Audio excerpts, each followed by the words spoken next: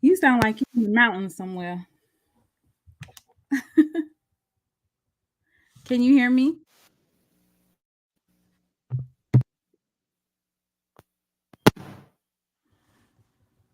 Can you hear me? Internal closing. Internal opening. All right. Can you hear me good? I can hear you. Can you hear me? There we go. There Okay, we go. cool. We are good. Oh man. It feels good to be back, y'all. It feels good to be back together. Yeah, we had a little vacay, a little Yeah. Mother's Day vacay. Yep. Mother's Day vacay. Plus, plus it was it was being the Mrs. anniversary. So Congratulations. so 2 years. 2 years in and she's still crazy as hell, but I still love her. Don't tell her I said that, but we got who we got up in here.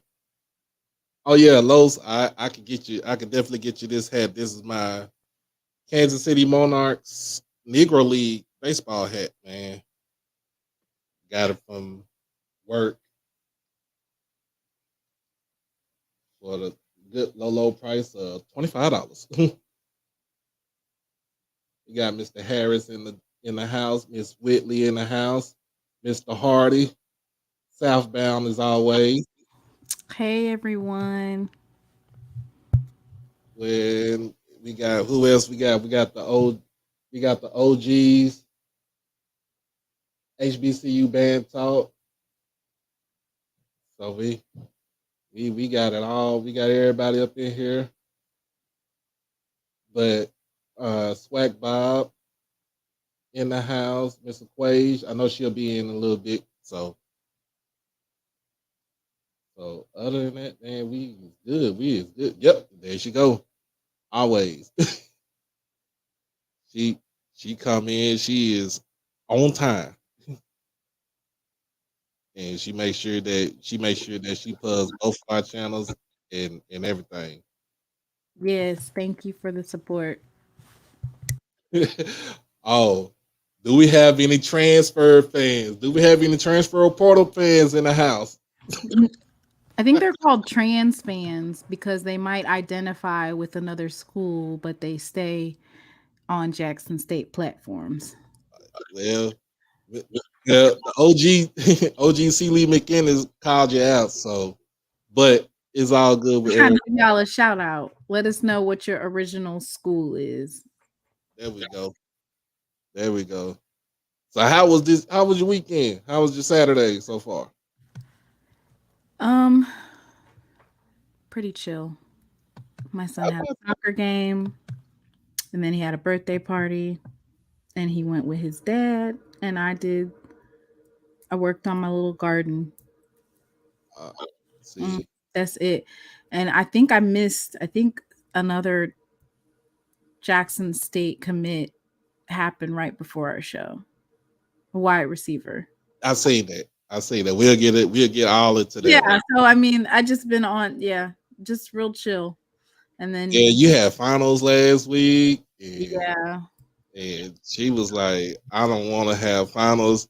Like having finals, doing finals in your 30s is not the business. I will say this, I'm way more focused now than I was 20 years ago. I have a 3.6 GPA. I'm okay with it. I mean, I didn't know that B in one of my classes, but the other ones are A's. So I feel like actually going to school now is much easier than back in the day because I used to have so many distractions. Mhm. Oh yeah. Um, yeah, man. If y'all didn't watch Ken Clark's show on Monday, uh remembering the Gibbs Green tragedy at Jackson State from 1970, y'all need to watch that because OG McInnes drops a whole bunch of jewels on this show on Monday night, and it's some stuff that I thought I knew, I didn't even know. And I'm a history buff. I love history. History is my whole thing. But the way he dropped all that stuff on us, I was like, I couldn't take all of it. And then what's so crazy about it, I went back and watched the actual the documentary on it on YouTube just to kind of get a whole a better perspective of of it. But that like he dropped a lot of gems, and I was like, you know what, this it, I was like, this is right up my alley. But I want to talk about I want to talk about my boy Kelly Flicks. He well HBCU Flicks, for those that check him out on YouTube. He does have a YouTube channel. He I won't say ingratiates, but he sides himself with Morehouse, but is um he's all about HBCUs, like on the grand scale, pretty much how I do it, with everybody up with HBCUs. So I want to get your perspective because he came out with a top 20, not top 25, but a top 10. But this is it's a way too early top 10. I want clicks, likes, engagement, top 10. That's what it is. I want clicks, likes, and engagement and conversation. Period. Can you pull it up? The actual Yeah, top. yeah, I'm about to pull it Yeah, I think you guys done a couple of shows together, right? We did we always do HBCU nightly on Hmm. Twitter, but we actually did a show together with Kobe. FBS Fridays is Kobe's thing right there. So we did that, and it was cool. It was cool doing that show with him because he has not a lot of knowledge as far as when it comes towards football. So that it's a good thing, and it could be good for either one of us in the long run because he's on to me he's unbiased, but this is coming from his according to him, not according to FCS polls, not according to all the other things, but this is just according to him. But then, like I said, it's a way too early ranking, so it can actually change later, later on before the season starts. So let me see if I can. Let me see. I need to see. I mean, I glanced at it and then I was just like, I'm not even gonna give this any energy. So I didn't. Um, But then he kind of explained to us on Wednesday why he did, he gave it the way that he did because this is just his opinion, and I'm not gonna dog the opinion because my whole thing is if if this is your opinion, I will come up with some because polls are it's all about opinions. That's all it is. Let's see who we got. Uncle Sid in the house as always. And we got Blue. We got Blue in the house.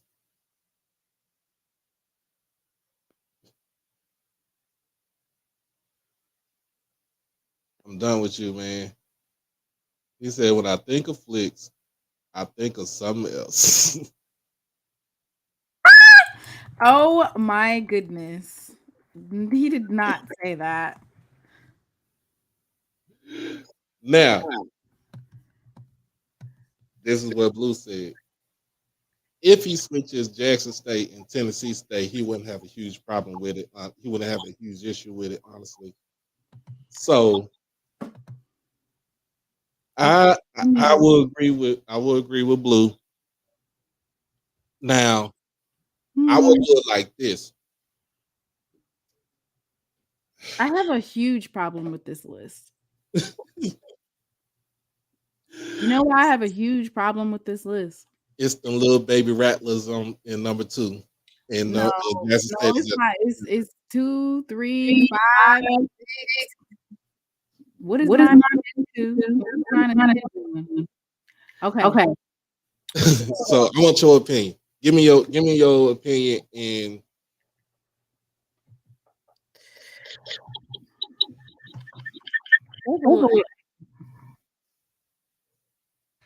So I so would not have North Carolina Central at number one, why is that? just because they won the Celebration Bowl, which is there's There's a a Oh, is it me? Okay. Can you hear now? yeah. All right. So you say you So want they're still a so they're overall 10-2 last year, of which they played Winston State with two schools. Is Virginia Lynchburg a D2? who was that? Virginia Lynchburg. Virginia Lynchburg is an NAIA school. Okay, I'm gonna go ahead. Yeah, it's still echoing. Is I it on can me or you? Hello? Yeah, can you hear it went away. I think it was something you did. All right, so I'm gonna share why I feel like number one, North Carolina Central is not number one just because they won the Celebration Bowl, which is basically what the premise is. Because they beat Jackson State, they feel like they should be number one. So I'm going to pull up utilizing not just my opinion, but I'm also going to look at their overall schedule. Okay. So we're gonna go back to what they did from last year too. Okay. I sent you, if you can pull that up for me. Yeah. Okay. So North Carolina Central, their overall was 10-2 last year. So they played Winston-Salem State, which they're, whether it's a rivalry or not, it's still a D2 school. Okay. So, and they won 41-0. So I don't put much stock into that as far as stating that. And then they have Virginia Lynchburg, of course. And you just pointed out that's NAIA, right? Right. Okay. Then they played Campbell and they lost terribly against Campbell. They lost to South Carolina State, which South Carolina State, I believe their overall was, I want to say they were either 2-8 or 3-8. 3-8. 3-8 last year. So, and then of course we had the win at the Celebration Bowl, but everybody can discount or say why they won. We don't have to keep going over that. What I'm saying is that I don't believe that based off of those wins that they had and the competition that they played, I don't believe that they're number one. Okay. Can you pull up yours again? Or who is it? You said FAMU? Oh, it's Kelly. It's Kelly. No, right. We're saying FAMU, correct? Right. FAMU is number 2. So this is going by, and what he's also doing too, he's going by what they lost as far as talent, what they brought in as far as talent. And I haven't even heard that North Carolina Central has even bought in anything. Oh, they got some talent. They brought in some talent. I didn't hear anything. Okay, so let's see. You said FAMU, right? So FAMU is number 2.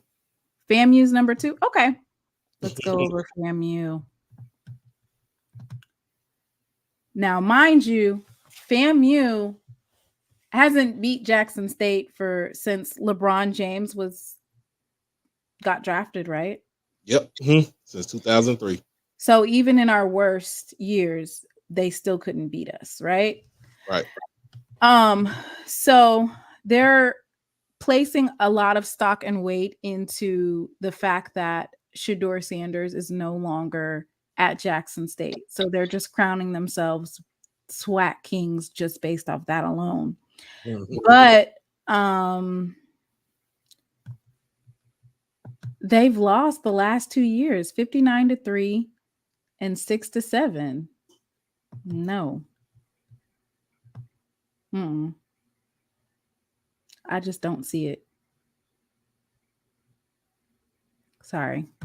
I don't think they're going to beat Jackson State. I think they're going to get their ASS kicked terribly, like bad, like Michael Jackson bad. And then because they placed all of their weight into the Blue Blossom Classic, their whole season is basically for naught because they scheduled those two D2 schools. So then you're just basically once again playing for second place. It says North Carolina Central should be 1, JSU 2, FAMU 3. So I can give them the way too early poll for that. I would be okay with saying that. Mind you, if we're going off of base what people have and the talent, then of course I'm going to have Jackson State number 1. Who's number 4? So number 4 is Howard. Now I'm gonna say this, and I'm gonna get mine. So Are Howard, they you said co-champs? Those are co-champs from last year, right? the co-champs from last year. So what they done, of course, I mean, early in the season, it was a hard sled early in the season. They turned it on late when conference play started. So when conference play started, they went 5-1. The only loss they had was to North Carolina Central. That was on ESPN, Thursday Night Football, and I think that was Central's homecoming, if I'm not mistaken.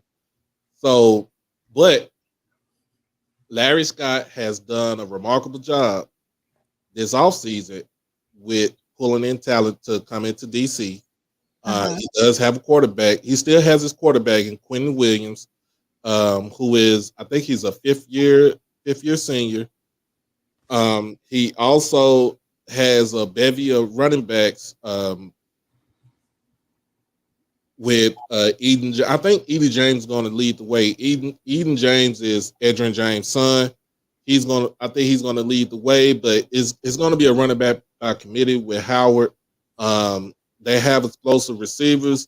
The offensive line stays intact.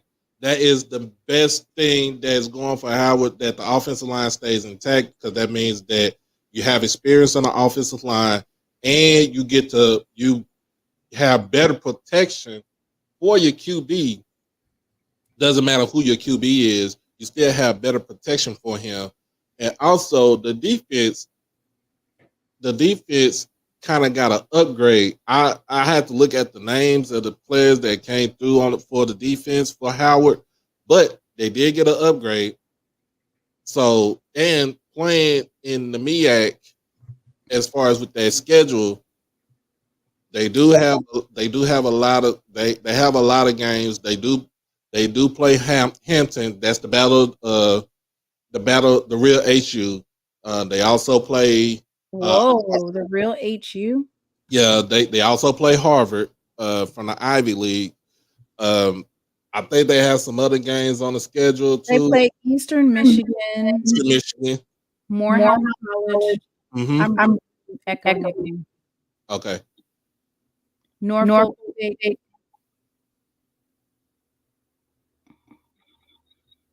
Still echo.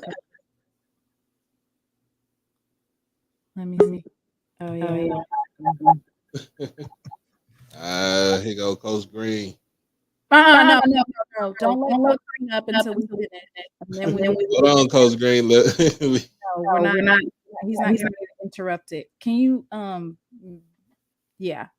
So we're not getting ready to have, and I'm not trying to be disrespectful, but I am going to get my point across, and we're going to get out the whole of what we think before you bring somebody up, because they're going to interrupt the whole show. You know how Mr. Green is. You know how Mr. Green is. Okay. I don't even know why Southern's up there. Listen, I want for the people in the chat to name the quarterback, the outright quarterbacks for Southern, Alabama A&M, Prairie View A&M, and Alcorn. Who are their quarterbacks? The quarterback. Southern just lost their quarterback that they thought they was getting ready to get, and he went over into, I guess he decided that he wanted to go to the wall, like Game of Thrones wall, where there's a whole bunch of snow and stuff. I don't even know where that young man committed to, but he did not commit to Southern. So if you're still trying to get a quarterback, that means you still have questions. Alabama A&M. I do remember seeing they got a 3-star quarterback. Correct? Yeah. Cornelius Brown, who's coming in from where is that school he's coming in from? We talked about this the other day too. My thing is this. You have Southern, Alabama A&M, yeah. Prairie View A&M, Alcorn. They all have brand new quarterbacks coming to the SWAC or that are fighting for a starting position, just like Jackson State. Jackson State definitely has an edge over all of these. Now take Prairie View out on the real because Prairie View does return their quarterback. They pretty much returned everybody. Who did what last year? Let's look at Prairie View. Let's look at what Prairie View did last year. We can say what they did last year. Yeah. Cornelius Brown came from Tennessee Bar. He was also at Prairie View lost to Valley last year. Yeah, but we talking about even what they did last year. We still talking about what they got going on right now. That hitting that portal, hitting the high school ranks, hitting the JUCO ranks. I think they upgraded as far as running back with Caleb Johnson coming in from Valley. That defense has been upgraded. The main thing about it is that with Prairie View, what are you going to do? What quarterback are you going to get? Are you going to get Conley that is the athletic type who can run, but you don't trust his arm as far as passing?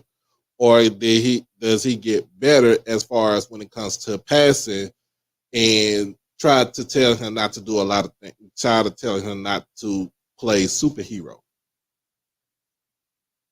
I just feel like, I don't know. You have echo on your end. I don't know if it's that that you plugged in. Let me try. No, it's still an ad.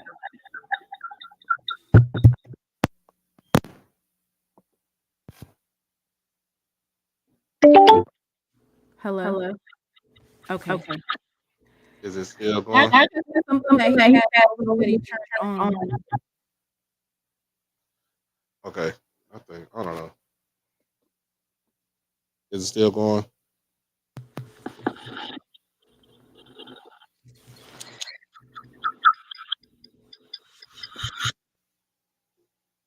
Okay.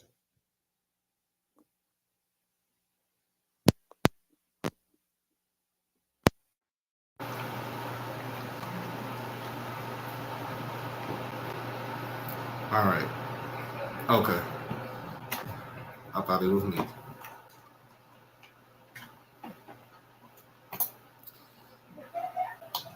All right. Let me see. So my partner comes back. So here's the thing too. I'm just like this. I'm gonna say it just like this. All right. You good? Hello. You good? Yeah. All right. You good? Okay. Cool. What was I saying? Oh, just that Prairie View lost that Valley, and Valley did not have that good of a team last year. So I don't know if I can place enough. I mean, Prairie View above Jackson State is absolutely asinine. Like, we were the number 1 HBCU recruiting for this year. And you're telling me about their quarterback, but they lost to Valley. I mean, anybody can lose. Anybody can lose. Anybody can lose lost to Lane College. That wasn't their only loss, though. Let me look at Prairie View. Prairie View's lost. They lost to they They lost to a lost couple really bad to Southern. Oh my God. Southern that put up 2 egg drops. Come on. 2 Easter eggs. Southern, they lost 45 to 13. Mm-hmm. Southern. So it's not just anybody can lose. They lost to who is ACU? Abilene Christian. Abilene Christian. Let me see what Abilene Christian's overall standing was last year. Damn, they was bad last year. I think Blue can probably correct me on that, but it doesn't look like they had a very good season. Anyway, they lost to Abilene Christian. They lost to Valley. They lost to Southern. So basically, what I'm saying is the amount of recruiting and replacement that they have to do. I'm telling you, they really didn't have to do too much. They didn't really have to do a lot of replacing. So is it just like, what is it that these teams such as TSU, Alcorn, and Prairie View, what type of recruiting did they do? Not recruiting with a top 25 in the FCS. Well, What kind of recruiting could they possibly have done that would place them above Jackson State? I feel like the way I'm advocate on this Kelly Flicks. So I really want you to explain it to me. well, let me go ahead. So the reason why he has Jackson State at number 7 is because we lost 50 and we added 50. So we basically came out even, right? We came out even with our roster. Of course, you losing arguably the best QB in HBCU football in Shedeur Sanders going to Colorado, that kind of hurt. We don't know what we have as far as the QB goes, but we did. But this is what he's basing it off of. This is what we're basing off of. Basing off of new head coach. Basing off of also you're basing it off of what we lost in the transfer portal, what we lost as far as graduation goes, but what we also gained inside the transfer portal, what we gained from the high school ranks, what we gained from the JUCO ranks. Also, and the main thing is, like I said, the quarterback turned everything around. Now, but you said you keep pointing out the quarterback, but the best quarterback that you're saying is Davius Richards, who's in the MEAC. Okay. Oh no, I never said that. Musa right now is this, if you really think about it, Musa is the second best quarterback in HBCU football because of the simple fact that he has the experience right now. And we don't have as far as with HBCU football. Only person, nobody on Jackson State has the experience. I know Jackson Brown has the experience on the FBS level. He has the experience on the FCS level when he was at St. Francis. But he actually beat the incoming quarterback for Texas State. He actually, when they had an FBS matchup, he beat him. So I've never heard of like everybody saying what we lost in the transfer portal, but I'm trying to think of one player outside of the quarterback that has not been replaced with a better player.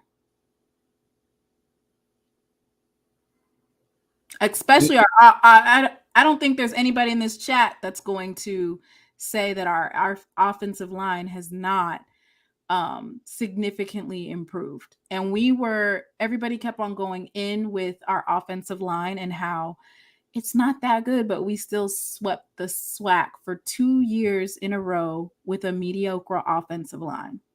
I mean, we swept the SWAC 2 years in a row because we out-talented everybody in the SWAC, especially on defense. Oh, no, I'm talking about the offensive line. Oh, offensive line? And then if you're saying the defense, we're going to out-talent them again this year. So is the excuse this year from these people? Is it going to be that we out talented them for a third year in a row? You have 4-star Coinus Miller, Devontae Davis still on that line. You have let me see. I think like is the excuse that we're still out talenting them? Like, what is your excuse going to be now that Prime is gone and we still are going to be dominant? Antonio Doyle, he's a 4-star. Like, are you still going to? And then Travis Hunter literally did not play that many games. He played significant when he did play those games. He did play significant time and he had a significant impact. But on the overall season, Travis Hunter did not play that many games. I mean, well, no, he didn't play that many games, but this is also what I'm going to say. Yes, the defense got better. The defense got way better. I wouldn't say that our defense was better than last year's defense. For this year's better than last year's defense, we don't know because we have to see. Saying you feel like we upgraded better? We upgraded as far as the depth. We upgraded as far as, especially in the defensive backfield, and the defensive line. Those were the two main units that I was more interested in. The linebackers I want to say is questionable, but we don't know. We won't know. Like I said, this is just way too early. That's why I say it's a way too early thing. Philip Webb, 4-star. I mean, when I tell you our defense, mind you, our defense was number 1 in the FCS last year. Number 1. And we're still bringing back, I want to say like at least 5 to 6 of the linemen and defensive end, defensive line on the defense that's coming back. The linebackers, I agree, they're an upgrade. You have, which I guess I have to actually go down and go through, especially I'm even saying the wide receiver room is. Have you guys looked at Antonio Gaden's film or Isaiah Spencer, Isaiah Kendall, even the new 6'4", I think he's like 210 pounds? Yeah. Stocky wide receiver. He's from like JSU has improved on each level out, and I would say that Jason Brown is comparable to Shedeur Sanders. And the reason why I say he's comparable is because what you're going to see in Shedeur Sanders, as great as his percentage was at HBCU football, when he goes to the Pac-12, it's going to decrease a little bit. So with that same type of analogy, I would think that Jason Brown at the FBS level competing against other Power Fives, that his percentage should increase because you're against FCS level football teams from the SWAC. So you should see an increase in his percentage. Can we get Zoe up here? Yeah. I mean, Coach Green, he's kind of like, he's getting ready he'll bring up I don't mind it, but you know. Hey, can y'all hear me? What up, my guy? Can y'all hear me? We can hear you good, man. I can't hear y'all. You can't hear us? On my phone. I'll come right back. All right. So we still have Philip Short. We still have. We just got another quarterback. Like our quarterback room, bar none in the SWAC, is the best. I will agree with what Mr. Ford said. I'd rather have 6-7 quarterbacks in the quarterback room than to have like 2 or 3 and something happens. So, Irv Mulligan, boy, come on, running back room, crazy. Wide receiver room, crazy. Offensive line, crazy. We just got a 6'7", 320-pound offensive lineman commit. Like, come on. And I'm gonna let Zoe talk. All right, y'all hear me now? Yeah, we hear you. All right. Yeah, man. When it comes to the recruit piece on this, man, so basically, like to kind of echo what Timona said, when it comes to the roster makeup, and people want to look at experience, and we can't have it both ways, right? Right. Because adding new players is adding new players, all right? So it's just like we want to sit there and we want to go off a rating that a player has, but we want to use, for example, if a high school is coming in, we're going to use a high school film. Mhm.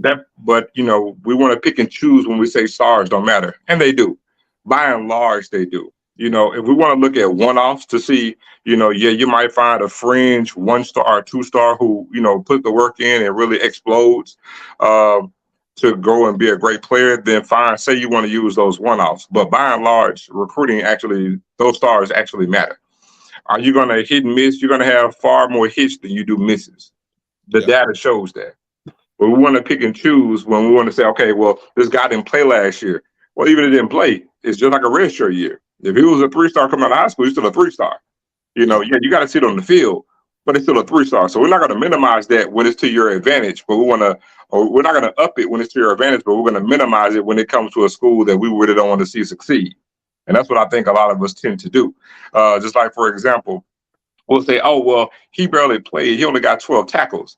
I mean, that doesn't dictate, how good someone could be. And at the end of the day, more on the FCS level than we do the FBS level, even though what I'm about to tell you is true, is that at the end of the day, on our level, whether we get a 3-star, 4-star, or a 5-star, we have to be about the business of being developmental colleges. And what I mean by that is, even if you get a 3-star, it's up to the coaches to be about development to turn that 3-star to a 5-star. If you get a 5-star, it's your way to turn that 5-star to a 7-star. So the thing is, it doesn't stop once they get the campus. So it's like, oh, we got a 4-star guy, but hey, he's here now. He didn't play last year, so he's no longer good. He's not a 4-star anymore. It don't work like that. And you look at this roster. Our roster is bananas right now. No, I never said the roster was bad. I just said my thing is we lost 50, we brought 50 in. You know what I'm saying?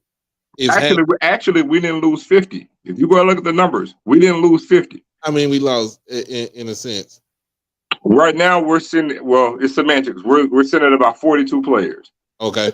We're sitting at about 42 players we lost, but we brought in more than that. But I'll say this: I'm not going to sit here tomorrow. You say we really didn't see Travis that much, but the thing is, the little bit that you saw, he flashed his brilliance. Yep. So I'm not going to undermine what he is. He is a unicorn. I'm not undermining him, but I'm saying when people say, well, you guys lost Travis Hunter, it's like the amount of play that he had in the overall season. You cannot say, oh, you lost Travis Hunter. Like, I can agree with that because that's what I mean by that. I can agree with that. I can agree with that because when it comes to the number of plays, from a DB standpoint, K5 got more snaps at DB than Travis Hunter did. Now, granted, here's the point for Travis. K5 and Travis has the same number of interceptions, and Travis played a whole lot less. You see what I'm saying? But Travis was beaten more times than K5 was on the season. So there's balance there. But Travis really showed his mettle on the offensive end.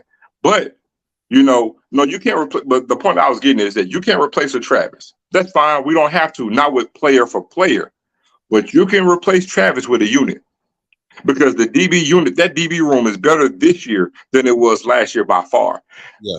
Go look at the safeties. This is not an indictment on Cam. Cam was first team all conference. And we will not feel the effect of Cam being gone. That's not a shot at Cam, and Cam is a great player. That speaks to how well we recruited. The safety room that we have is far better now than it was at the beginning of last year. Yeah. That's a fact. That's a fact.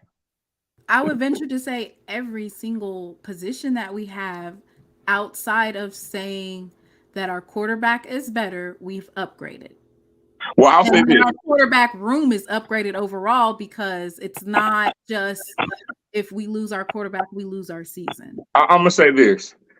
As a player, I'm not going to say that Jason Brown is better than Shedeur. No, he's not. Hold on. But Jason Brown is better in this offense than Shedeur could be. Right. and vice versa. We couldn't put Jason Brown, I don't believe, in the offense we had last year and get the same results and production that Shedeur did, and vice versa. Jason What you Brown is mean is Taylor Davis. air raid, right? Air Mhm. raid offense. What you're talking about is air raid offense Correct. versus the offense of now. Correct. Okay. Correct. So Jason Brown is better for our offense that we currently have than what Shedeur would have been in this offense that we're running. Mm-hmm. But the quarterback room is way better now than at any point in the past 2 years. There's no debate there.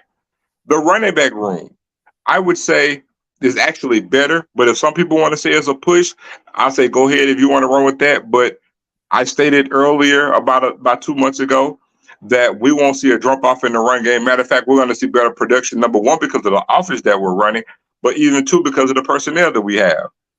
The wide receiver room is a push. Our tight end room, we have hands down the best tight end room in the conference. Yeah. Matter of fact, you just saw Hero Sports just put out that DJ is the sixth best tight end in all of FCS. There's not another HBCU player listed. The O line. Let me mention the O line because everybody was talking about O line wasn't good. Here's the thing. It's far easier to run block than it is to pass block. And I'm going to say this, because we have a different offense, you can't even hold the O-line last year to this new team. I would say you're going to have to take a wait and see approach because what we brought in, the makeup of what we have, and what we're asking them to do is totally different than last year's team. You even had some guys last year who probably were fringe players to not great when it comes to the O-line and their chemistry that could actually be really, really well on this new version of the JSU offensive line. Right. That's another thing. And like I said, the wide receiver room is the wide receiver room. I mean, and defense is what it is. We go 4 deep on defense, on the defensive line. That right there, we ain't even got a question. Now, if you want to have a question mark with the linebackers, that is a fair assessment, and anybody can have that. Now, I've seen what we have. I'm confident in what we have, but even with my confidence, you still have to see it on the field, right? Because you, at the end of the day, you are replacing, you know what I'm saying, contender for SWAC Player of the Year, first team all conference linebacker who really, you know, set his tone for the past 2 seasons. Now, I believe in what we have, but again, we got to see it. And that will be the only question on defense because the cornerbacks and the safeties, it is what it is. K5 and Jalen Hughes both started last year, more than 5 games each. Plus the safeties we upgraded. I mean, so it is what it is. And we upgraded kicker, upgraded punter, and we got a better long snapper. Right. So how we finish in 7th place is beyond me. Now, granted, I get the low-hanging fruit. Well, they lost a lot. And what it is they lost a lot, so I don't believe that they're going to win. But here's the thing. Howard lost a lot, right? And Yep. Howard lost a lot, and the talent they lost wasn't even superior to, you know, comparable to what we had. So how Howard is above us, how Tennessee State is above us. And let me just say this. We can talk about FAMU all we want to, but even when we weren't good, we were destroying FAMU. So how you got them at number 2 is unbeknownst to me. And I can't argue about Prairie View. Prairie View returns a lot. Prairie View has a veteran team, but you cannot put Alcorn, Howard, Tennessee State, and FAMU against Jackson State. I'm not even suggesting that we have to be number 2, might I add. But there is no way in hell we should be lower than 3rd. I think my boy Kelly just came in, so he on the he in the chat right now. If you in it, Kelly, I just sent the link. Come on in, man. Cause this your way too early prediction right here. Your way too early poll. Oh, and whoever to come in, I don't think that we'll feel the effects of the absence of Nile Gaddy. I don't think so either. And that is not a shot at Niles whatsoever. He's a good kid. I hope he has success in Missouri. I think he's going to hopefully do some good things in Missouri. But I'm only speaking to what we've done from a recruiting standpoint, what we're doing scheme-wise, and the talent that we have on the D-line. The D-line that we have now is better than what we had last season. I'm not speaking as a Jackson State fan. I'm telling you what I see at practice every day throughout the entirety of the spring. This D-line that we have this year is 3 levels deep. It is ridiculous. Understand so much that Big Junior, who Corliss Miller, you have a 4-star who was very effective when he played at Jackson State, will be backing up Jeremiah Williams. Mm-hmm. Marinate on that. And marinate on the fact that Jackson State had the number 1 defense last year. For sure. You have Devontae Davis, who was first team all SWAC, and you're gonna have Jeremiah Williams starting at defensive tackle. When you see the wealth of talent that's behind them, and I'm speaking just at D tackle, forget the ends. I'm talking solely just D tackle. We go 3 strings, and they're all gonna play. All gonna play. So there will be no drop off when it comes to this defense. And I would venture that from a linebacker standpoint, we probably won't have the veteran, calm with Aubrey being gone. But man, when you guys get a load of JJ, I don't know about you, but it was a great feeling when we had Keontae Hampton. And JJ is a faster, bigger version, a taller and faster version of Keontae Hampton. Like I said, this guy runs a legit 4-4 flat at linebacker. Like, I'm telling you guys. But again, he hasn't played. He has to get some snaps under his belt. But if I got a strong front end and a strong back end, I can be soft in the middle for a little while, especially with what most of the teams in the SWAC like to do. Plus, we have a lot of inexperience at quarterback in this conference, so we can stand to play some games and before we actually get to the thick of things. Hold on, before we move on, give my congratulations to my boy. Bruce Batman Mitchell done got his high school diploma today. Oh, that's what's up. He got his high school diploma.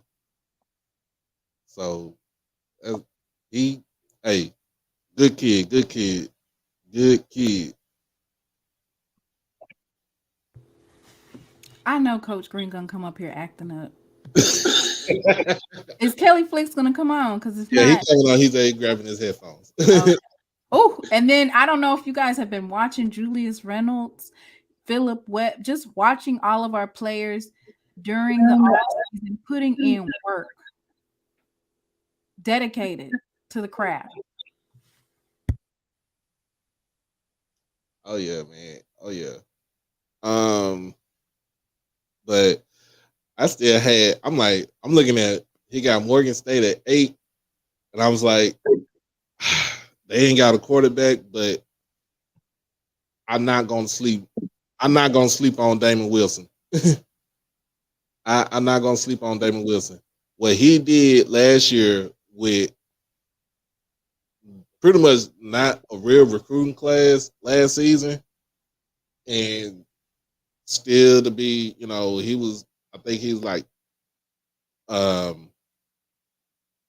I forgot what the ranking is as far as his defense goes, but now that he has a full recruiting class, I think the sky's the limit, but I still think they're a quarterback away from having, having a great season. Zoe, can you talk a little bit about the defensive coaching side, like as far as the chemistry that they have and how everything is working out? Because from the outside looking in, it looks like they're all on one accord for making sure to run it back, and it looks like they're recruiting to beat Texas State, like FBS style.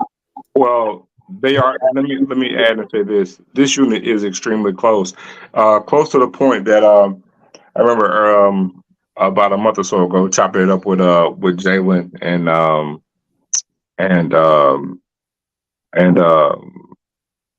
Rico, and Alan Walker as well. One thing that's apparent with this team now under TC Taylor that they never did with Coach Prime was everything was so business structured under Coach Prime. They didn't have any rapport outside of football related issues. So outside of practice and the facility, there was no camaraderie on either side of the ball when it comes to like the guys hanging out and doing things together. So like one thing that's different with this team is there's great chemistry outside of football. So like each unit now actually goes out, has dinner, do things together with the coaching staff as well. They're really, really family oriented, man, to a man. And this defensive staff, man, first things first, one thing that was apparent under Coach Prime as opposed to now is the team, for the most part, played for Coach Prime under him. This team is playing for Jackson State. And that's one thing that's apparent. That's one thing that TC pretty much has put into the guys. They're not putting on for TC. They play for TC, but they put on for JSU.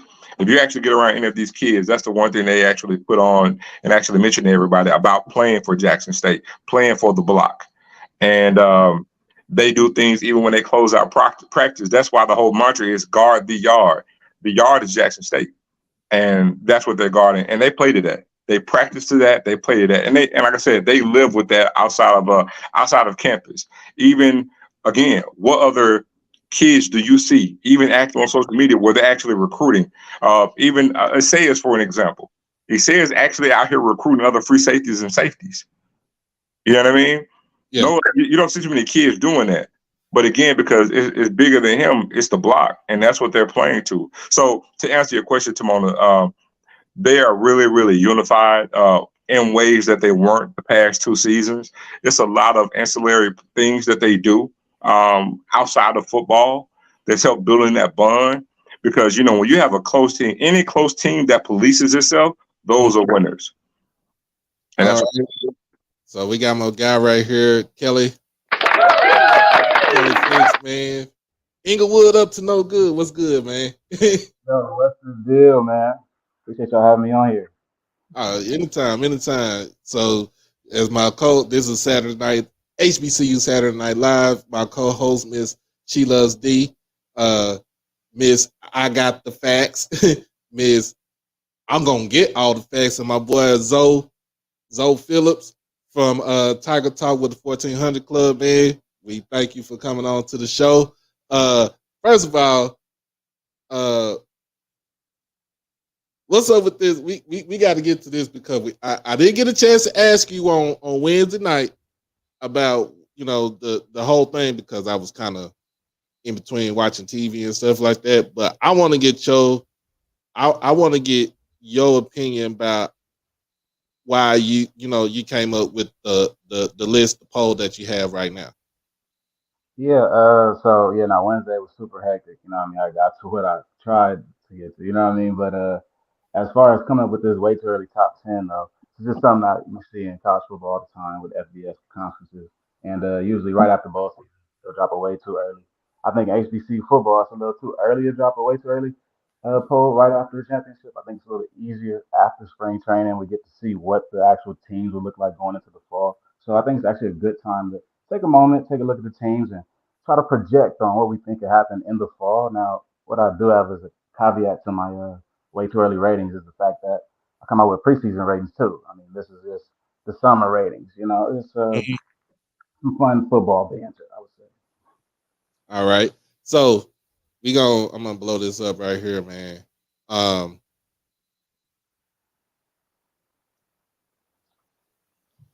So you got, of course, North Carolina Central, who is eventually the HBCU national champs, the winners of the Celebration Bowl.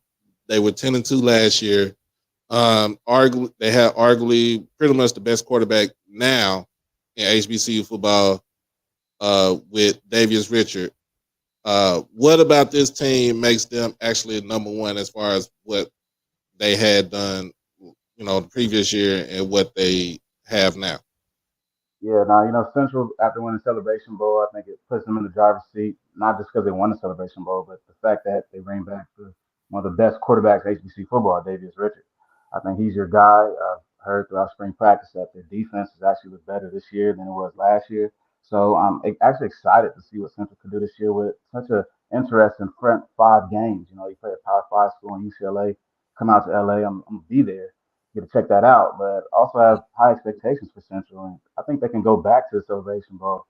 And then I heard you guys talking about FAMU, and you know that's the thing with FAMU. I have them at 2 here. The boogeyman to me is Jackson State when it comes to FAMU. They only put up 9 points against y'all in the past 2 years. They can't get over that hump. I think that they can this year, or they may have a better chance than the previous years. But to me, FAMU returns Jeremy Musa, one of the best quarterbacks in the SWAC. And I think this year he takes another step forward. We're seeing FAMU bring in another good recruiting class. They have deep running backs, but at receiver, we can see the Rag Boys 2.0 this year. I think bringing in Marcus Riley from Bethune-Cookman got about 30 catches for about 560 yards. He gives shades of Xavier Smith. You bring back Jamari Shree, David Manigo. I think FAMU offensively looks the part. The only thing that worries me about FAMU is that they just lost Kamari Stevens on defensive line. He's in the transfer portal. Mm-hmm. Then I'll just keep running through it. Now go ahead. Uh, hold on. I think we lost him. Let me hold on. Let me get him back up here. But yeah, I mean, would you put FAMU at number 2? Going 6-7 and 59-3 against Jackson State, absolutely not. What do you What do you think? think?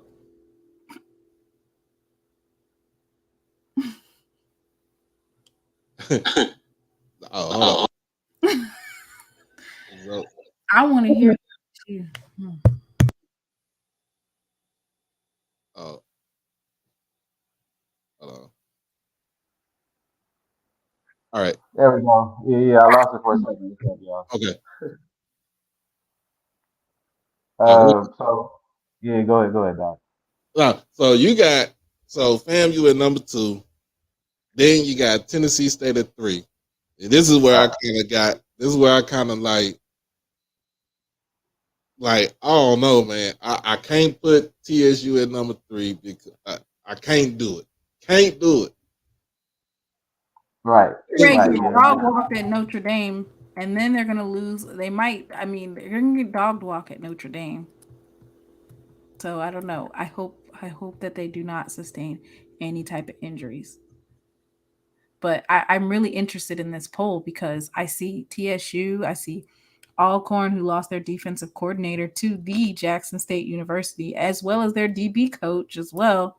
So I'm interested. So I'm gonna sit back. Let me put myself back on mute so I can listen to the rest of these ratings. I mean, yeah. I think Tennessee State is definitely one of the most interesting teams on this list. I think they hit their bottom floor last year. You talk about Mhm. Jalen Ellis, the guy that was the freshman of the year in the OVC. He comes to Tennessee State and is out. He gets injured versus Jackson State. Has a couple more injuries throughout the season. Only throws for 9 touchdowns. I think that is probably the worst form of Jalen Ellis we'll see. I Mhm. think his upside is tremendous.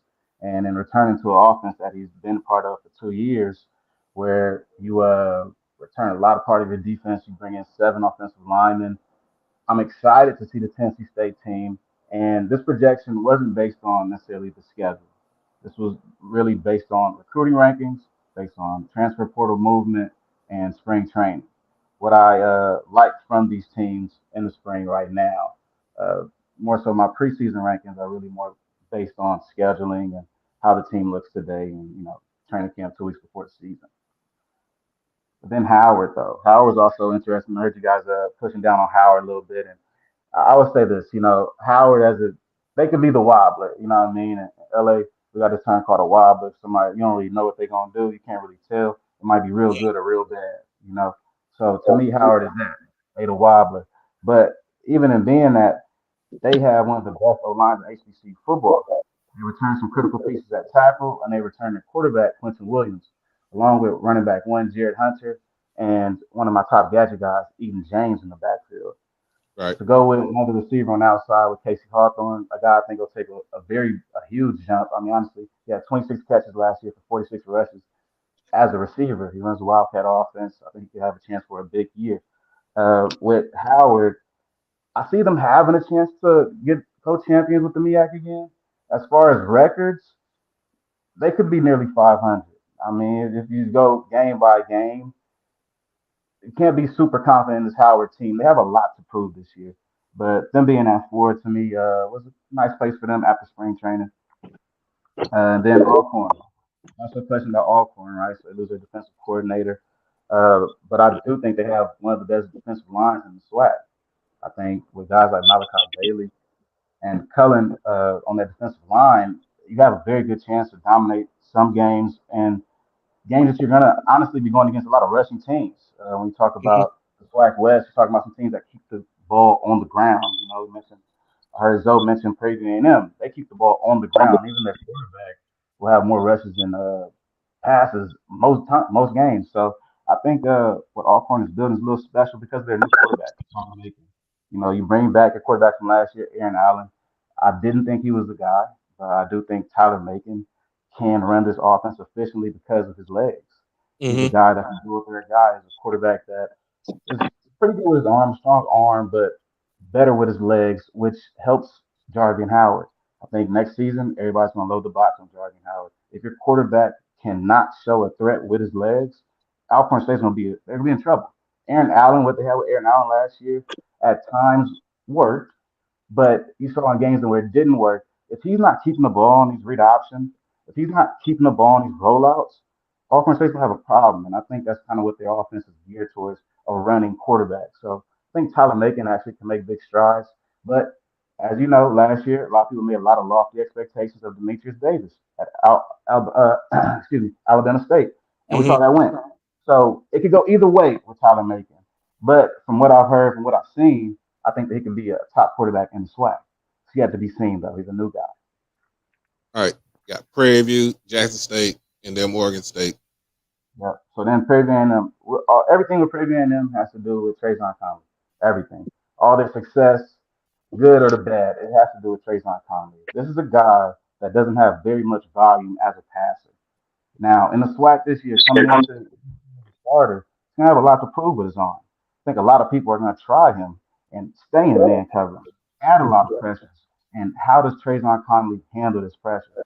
Now their offense is running pretty efficiently, and Coach Eric Dooley left some pieces at A&M last year, which I think helped them a lot. Guys like Troy James down there was the absolute menace on the D line.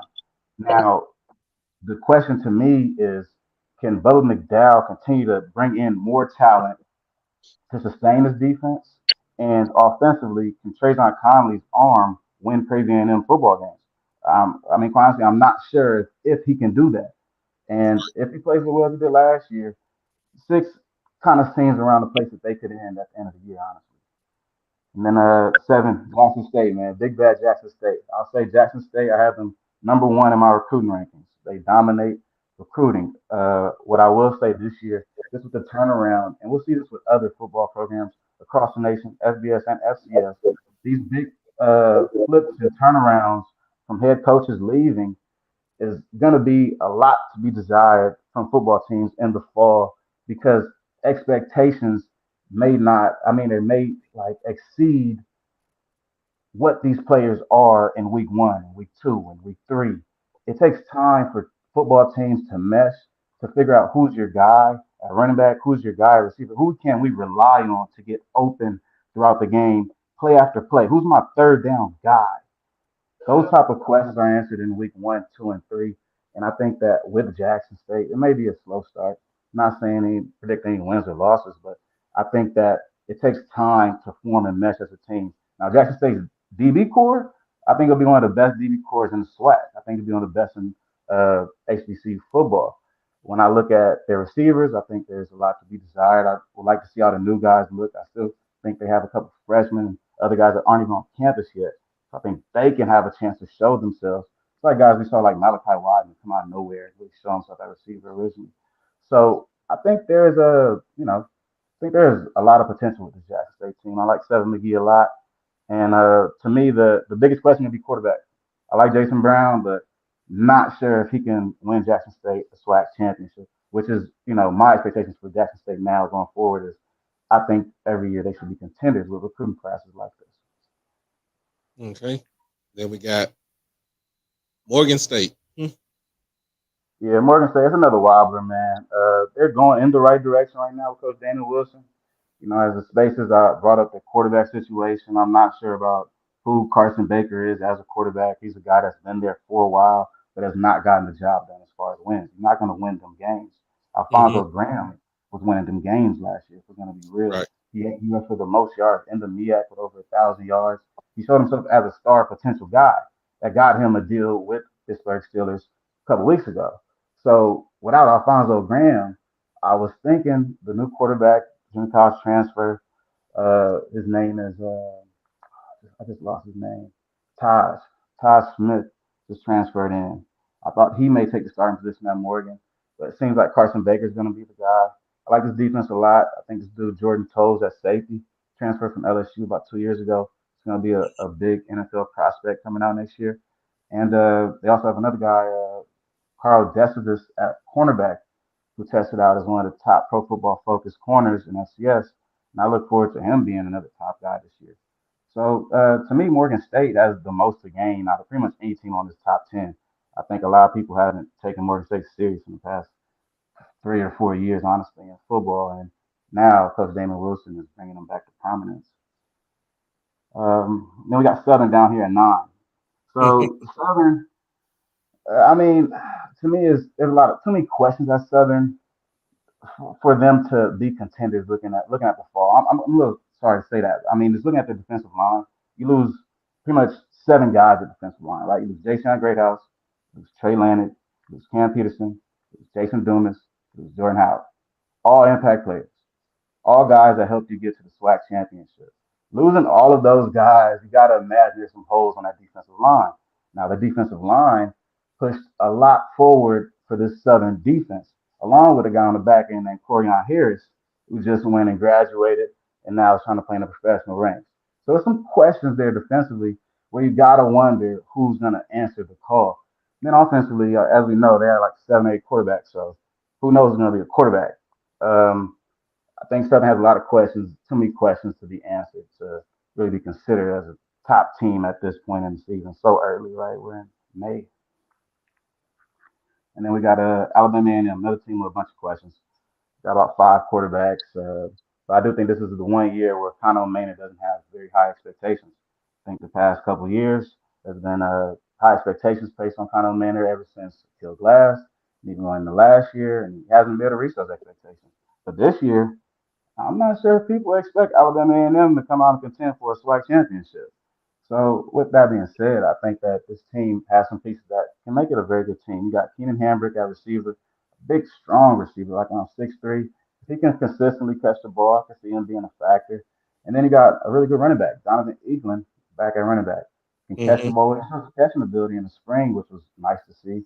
And his rushing ability is incredible, along with 2 other guys. You got Moffitt and another guy back at running back. So it makes their backfield nice. But the question is the quarterback, right? Who at quarterback can be the guy for them?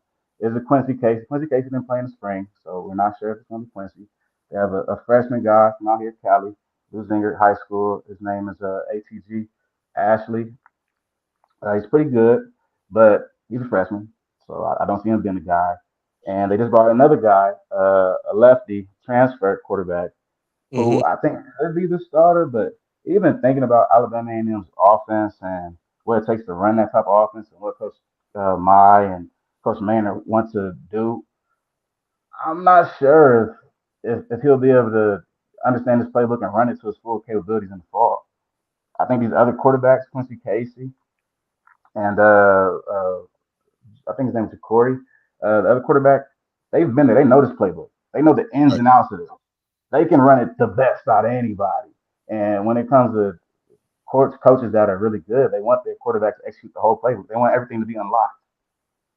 Who wants to play with half of their playbook? So it's going to be all about him downloading that playbook in his mind and figuring that out and what he's showing on the field. But yeah, that's my top 10. All right. Well, y'all heard it from my boy first, my man first, man. He put it out there. So I want you to stay on. We got Mr. Ford. Mr. Ford, how you doing? Oh. Hey, how's it going? Hey, Mr. Mona. Hey, how you doing, Mr. Ford? All right. All right, so Coach Green wanted to come and say something. I'm gonna say we gonna Coach Green. I ain't gonna put you on a leash, but hey, just keep it calm and cool, bro. What up, Coach Green? What's up, man?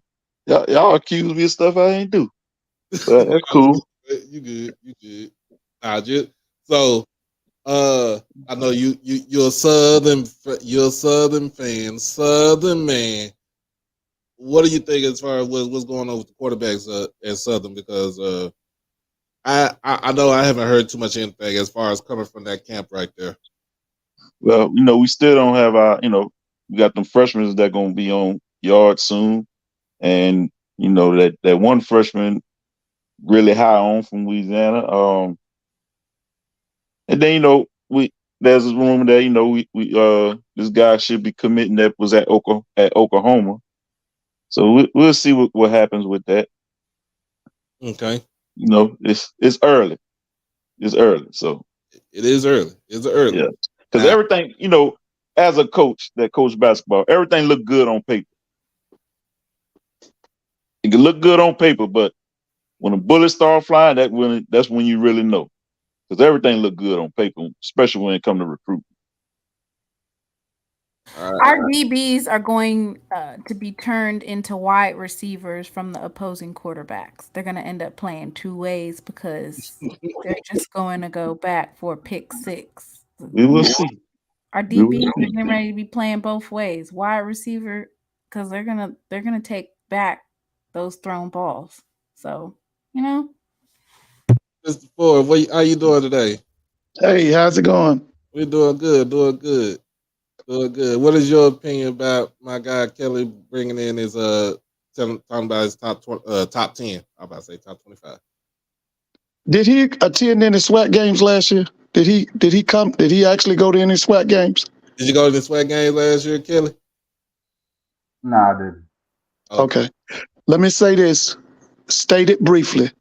It's only two schools that matter next year. That's Jackson State and North Carolina Central. It will be a rematch in December. those are shots fired, Doc. Shots fired.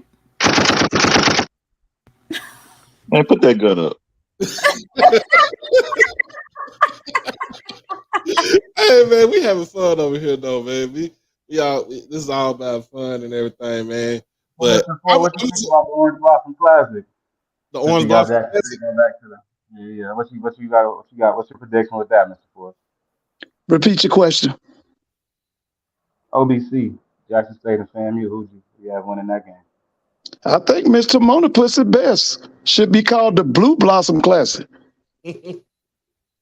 See, you asked for the wrong one, Flix. You should have said the SWAC MEAC Challenge. That's the first one between South Carolina and Jackson. It is, but it don't mean nothing if it's non-conference. That's the thing to me. When it comes against the celebration, well, you got to win SWAC. Now, I think true, but that possibly that race between Jackson State, FAMU, and possibly Alabama A&M. Yeah, that's true. That's true. But that game gonna tell you a lot. It will tell you a lot. I mean, it'll tell a lot about South Carolina State, and if Corey Fields can either be a quarterback or a bust. I mean, and then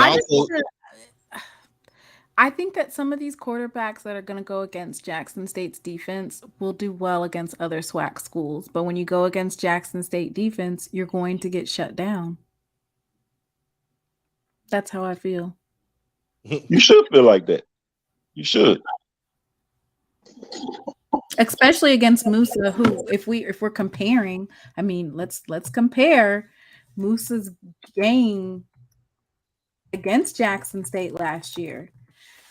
He didn't even score a touchdown. He didn't even pinch a touchdown. Musa is a statue.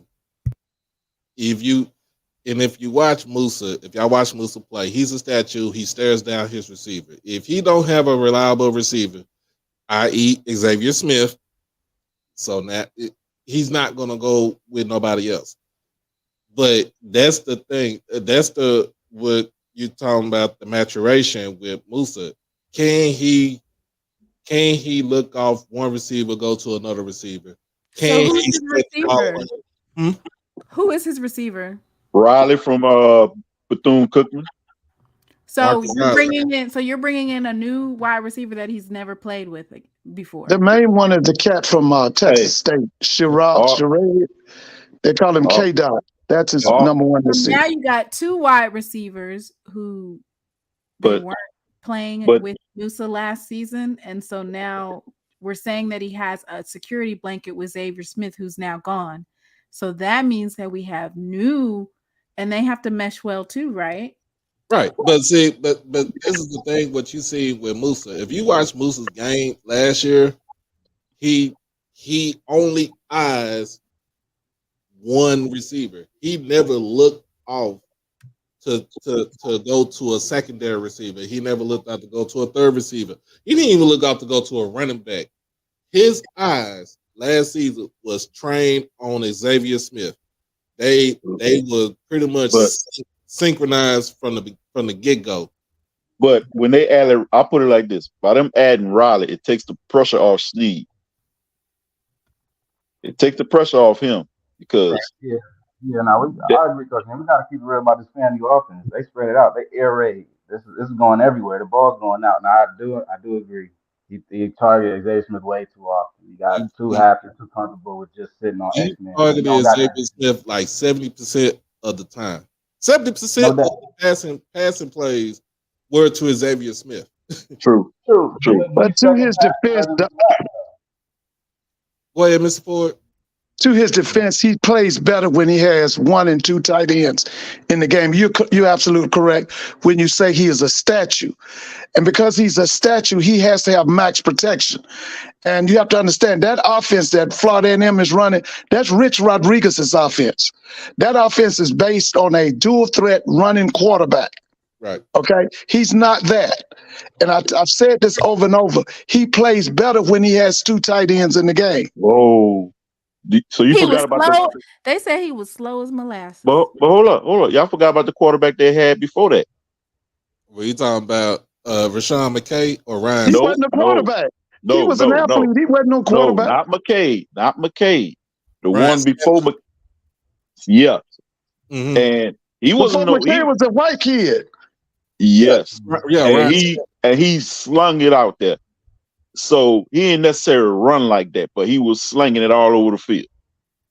So it's about who your quarterback is. It's not you don't necessarily have to be a dual threat quarterback to run that offense. Are you kidding me? No. Okay. Okay. Oh Lord. So I'll put it this way. I'm sorry, SheLovesThee, my bad. I didn't mean to cut you off. But I'll put it this way. Not being a dual threat quarterback gets you what, 9 and 2? 9 and 2 against SWAC play. No, 9 and 2. 9 and 2. That's the whole thing. You need a dual threat quarterback to run this offense. You go 9 and 2 with a non-dual threat quarterback run the offense. 1 game away from winning to the SWAC championship. So, I mean, we got to think about this now. We got to be real. It was the West Virginia offense with a ton of running backs. And Harold Jenkins, A.J. Davis. All these guys are doing everything that Jeremy Musa can't do because he can't run. You're right, he can't run. But you make up for that by running with 4 different running backs. Thank you. There's a million ways to skin a cat. So I'm looking at the Jackson State versus FAMU game last year, and some of the key plays that were placed in here was Rico Powers, which he's still on our roster. And then I see that we have Alejandro Mata that was doing a lot of kicks, but I don't know if anybody in this chat could say that our 3 kickers that we have are punters, which is Matt Knoll, Luke Jackson, and G Baby, that they don't already upgrade that particular position. We got Kevrick Williams for a 35-yard interception. So Kevrick Wiggins is still on the team. Hayden Hagler, tight end, he's still there. I don't know. I just feel like it's going to be another 59-0 against FAMU. Like FAMU's not going to score. 59-0, but it might be They're not going to score. Jumping to conclusions right now, but I expect that from you though, because you're doing that because you Jack State fan, so of course you're gonna say that. Defense is better. One thing we know, Southern not gonna be in it. That's one thing we know. Listen, the best thing your coach does is wear that ballet stuff. Now he was a good offensive coordinator for some championship teams, but he's definitely not a championship head coach. That's Who? for sure. And I know Who? you said you trust in Dooley. You keep trusting, but y'all won't win. You listen. Hey, I think Dooley got us in Doc the just wait a championship minute. game though. Doc just told you that it's Southern hadn't won it in 2013. Okay, long as Dooley there, they won't win it anytime. Lies. Hey, Kelly, this is Hey, how the show go all the time, man. So Egg hey, drop don't- Dooley. one thing. Egg drop Dooley. Hey, one thing about the SWAC this year, the SWAC is wide open. I don't care what nobody say. You hoping for that? Wide open. They ain't hoping. There ain't no hoping. It's wide open. Oh, Jesus. So, Kelly, this is what we do every Saturday, man. So, Nah, if the SWAC wide open, that means that there's something wrong with Southern. Because Southern was in the SWAC championship last year, so why is it wide open now? I got the same coach. Y'all bring Yeah, I back don't half know. the squad. Exactly. It was definitely on the West. It was who could play the worst. No, it definitely, wasn't. No, it yes, wasn't. absolutely. Hey, we the same team that gave North Carolina Central the blueprint to beat y'all, though. I don't know about that. Let me. When Bubba got in the game, Which I still say was a travesty because of the simple fact that he should have changed. I think Southern season would have been better if he would have changed from McCray to McDaniel in mid-season instead of waiting till the damn championship game to try to do something. You should have made that change mid-season. but just know that mistake ain't gonna happen no more. Well, it better ain't gonna happen, shoot, because if not, them folks in Baton Rouge is y'all be having coaches on short leash, man. Hey, because it's a standard. Don't y'all have a standard? What is your standard, sir? What is Wins, SWAC championships. Don't we got about the same amount of SWAC championships? I want to hear your ranking. I know you said North Carolina Central versus Jackson State in the Celebration Bowl, and there's going to be a repeat. But can you pull up the rankings again so Mr. Ford can tell us what the top 10 that he feels? I actually feel like I would have rated Benedict College above some teams like Southern. Damn! Whoa! They Division II, girl. Stop it. I would have, Why would you put a Division II in a Division I ranking? Anyway, why would you do that? It says HBCU football. It doesn't say Division I. HBCU. Every team you see on there is Division I. I understand that, and what I'm saying is Benedict College is better than. If you ask Flick gonna tell you that's a Division I ranking. It doesn't matter. It says top 10 of HBCU football. Is Benedict College an HBCU? Then they would be eligible. And what I'm saying is Benedict College is better than Southern. You just talking out the side of your neck right now. Ooh. Oh, hold on there. My head. You need to be playing that song because she's talking out the side of her neck. Oh man, come on now. She said Benedict. This is person Benedict. Man, yeah, she's talking out the side of her neck. Though. I say Benedict would be better if Eric Phoenix was still playing right now. If Eric Phoenix was still playing right now, yeah, I'd give Benedict the benefit of the doubt. She only saying that because she's just throwing shade right now. Mr. Ford, you still there? Yeah, can you hear me? Yeah. I think you need to take one. I might be on twice. Take me off. Yeah, I got you. Okay. Now, as far as my opinion on the ranking, only teams I would switch Prairie View and Tennessee State. I put Tennessee State in Prairie View spot and put Prairie View in Tennessee State spot. That's the only thing I would change. Everything else stay the same. So you do know that Southern is bad. What? You agree that Southern is bad? No, we're not bad. Oh, okay. We just gotta. No, y'all are underachievers. Southern is underachieving. They're underachieving and undercoached. Because if Pete Richardson was coaching this team right here, you totally. Listen, you cannot talk about Eric Dooley in the same breath with Pete Richardson. That's a travesty. You can't do that. Pete Richardson is a Hall of Famer. Pete Richardson would have cut the whole team and started a whole new, man. You know that. Mr. Ford. I'm 1 listening. year. You talking about 1 year. All right, Whatever. we made up 1 year. You don't know what we're gonna Listen, do year 2. when you mess up a team like he did last year with all that talent, How and we then you messed up? play We a got a kid SWAC who's a championship. wide receiver at quarterback over that McDaniel's kid, it don't take me but 1 year to realize what's going on. Nah. Because for what I Well, saw, that's how you know. for That's how you see. what I You saw, we was always in tell SWAC everybody, championship. you know, that what they say is not the truth. But when we ask you what is the truth, you never can tell us. The truth is, we was in the SWAC championship. You lost. Yeah, we lost, but we got there. You lost. Yeah, but Yeah, we lost. Yes, you was in it the year before. They lost. Exactly. Hey, He took 2 teams to the SWAC championship. We just lost to the better team. But he won't win the SWAC. He won't win the SWAC. We winning it this year. Ain't no prime. You assuming. Ain't no assuming. You assuming we bad. You assuming. You assuming we bad. All right, so we got the list back up. Mr. Ford, what? So we got. All right, so see, the reason I can't rank FAMU that high, FAMU does not have a president that's committed to athletics.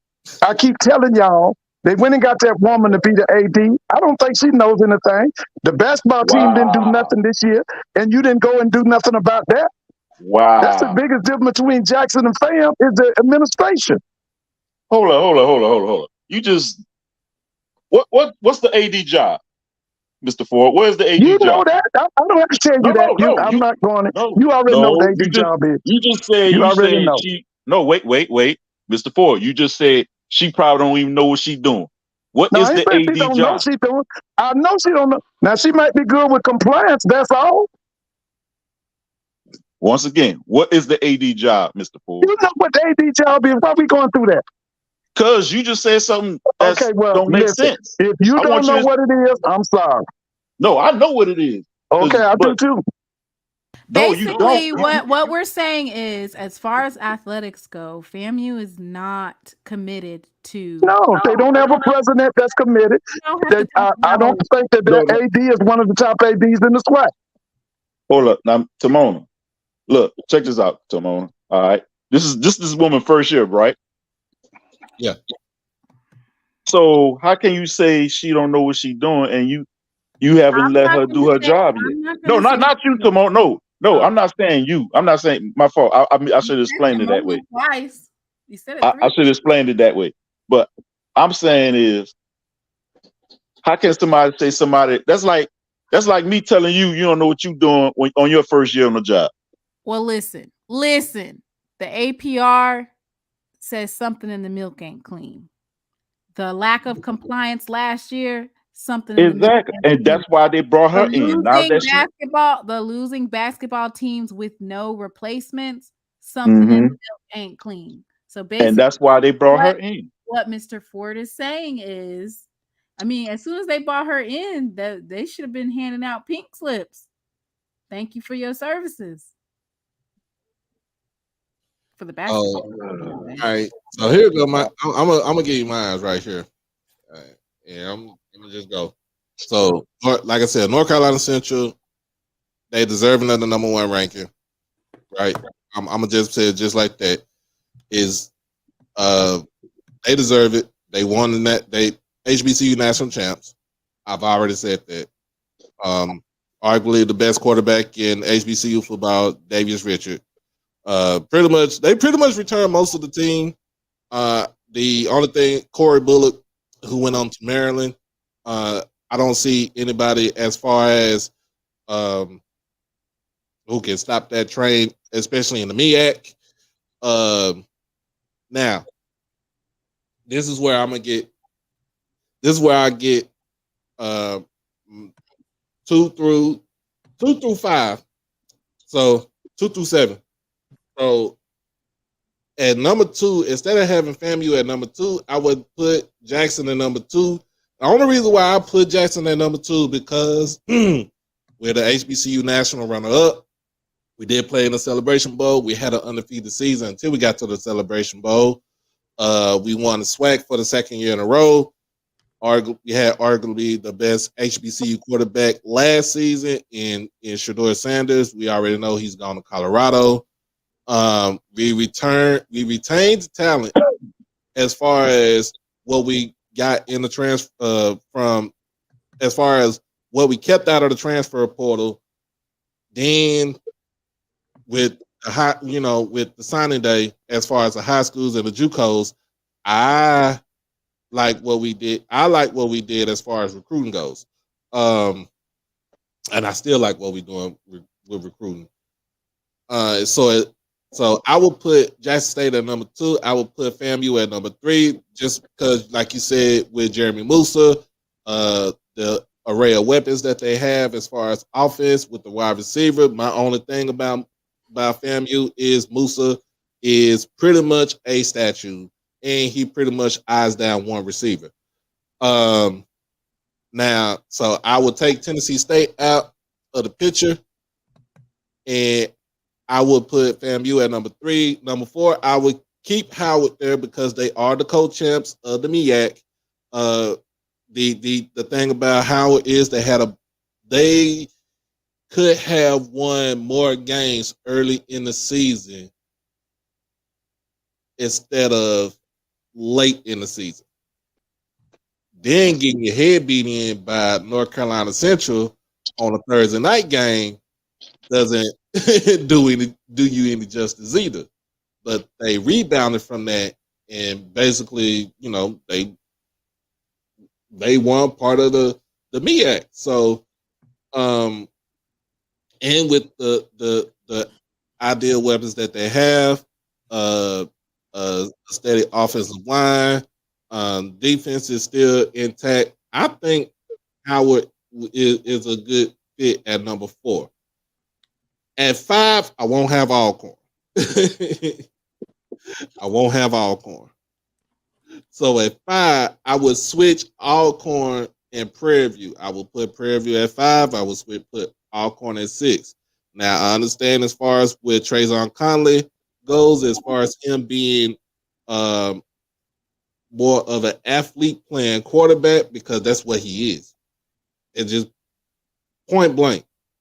Trayvon Conley is an athlete playing quarterback. It's not saying that he can't throw. It's not saying that he can't throw the ball. It's the fact that the offense that they run, he dictates what they run.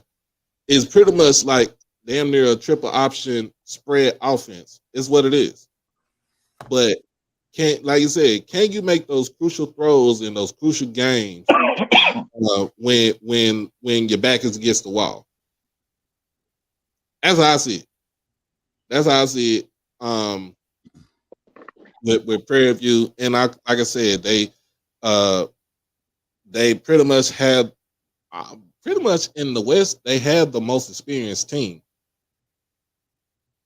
They had the most experienced team in the SWAC West, other than Texas Southern. So then I was put Alcorn at 6. Of course, Jarvion Howard. His whole mission is to run for 2,000 yards. Tyler Macon coming in from Missouri. As far as, like I said, we don't know what he can do. They do have a capable backup playing in Aaron Allen. His only thing is, can he stay healthy? But we also missed that one thing that we talk about with Alcorn. Fred McNair is the whole key to that team. Fred McNair can make something out of nothing. And then at number 7,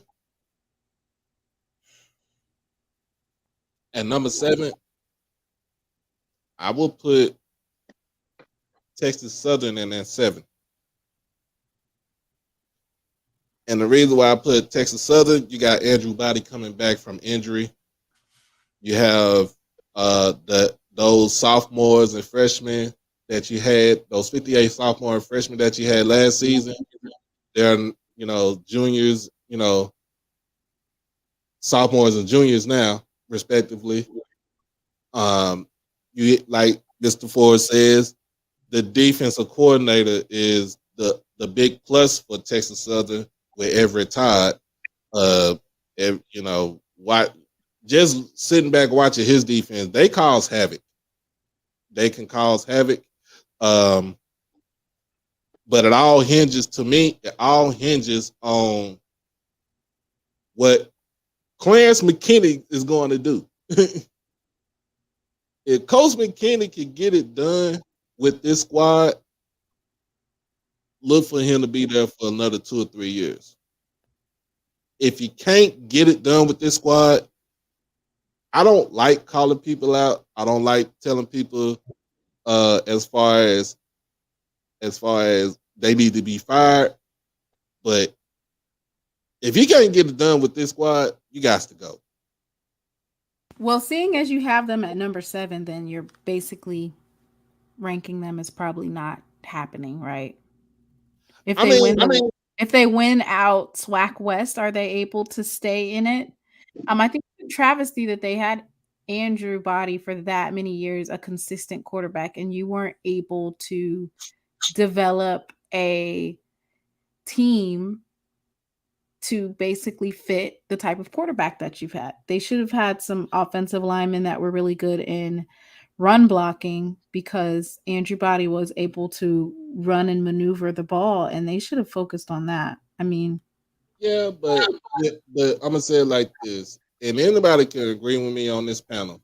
Andrew Body regressed last season. He regressed. He regressed heavily from what you saw his freshman year because you never saw that.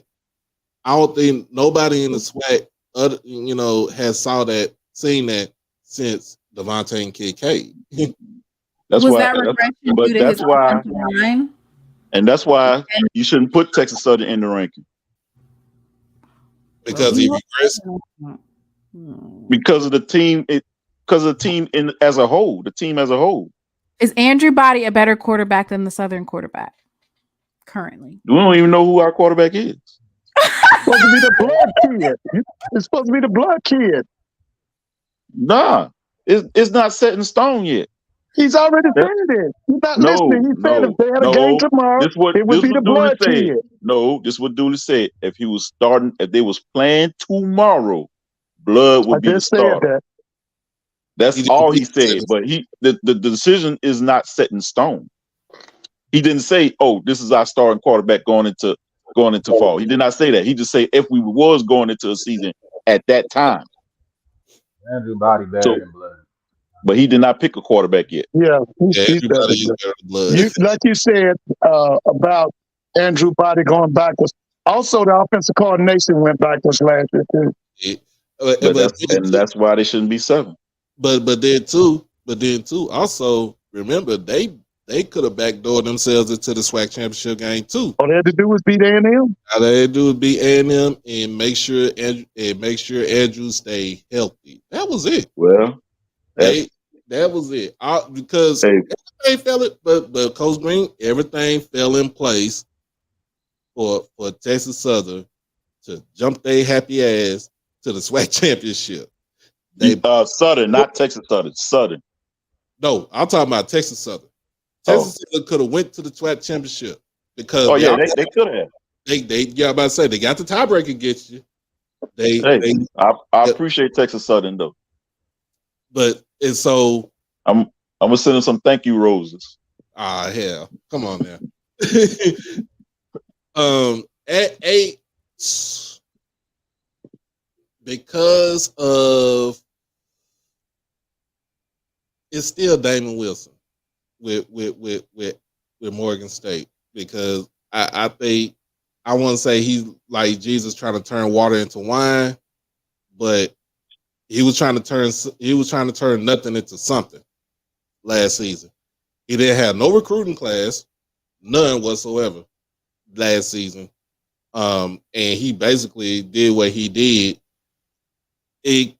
The record could have been better. The record should have been better, but with the quarterback, that old quarterback that they got in Carson Baker, who is old enough to get a AARP card, like the rest of us over here, Uh, I won't put them at 8 just yet. So who I would put at 8 would be South Carolina State. I put South Carolina State at number 8 because look, Whoa. Oh my You need God. I bombs on that. I put, Not the 3 and No, 8. no, Not 3 and 8.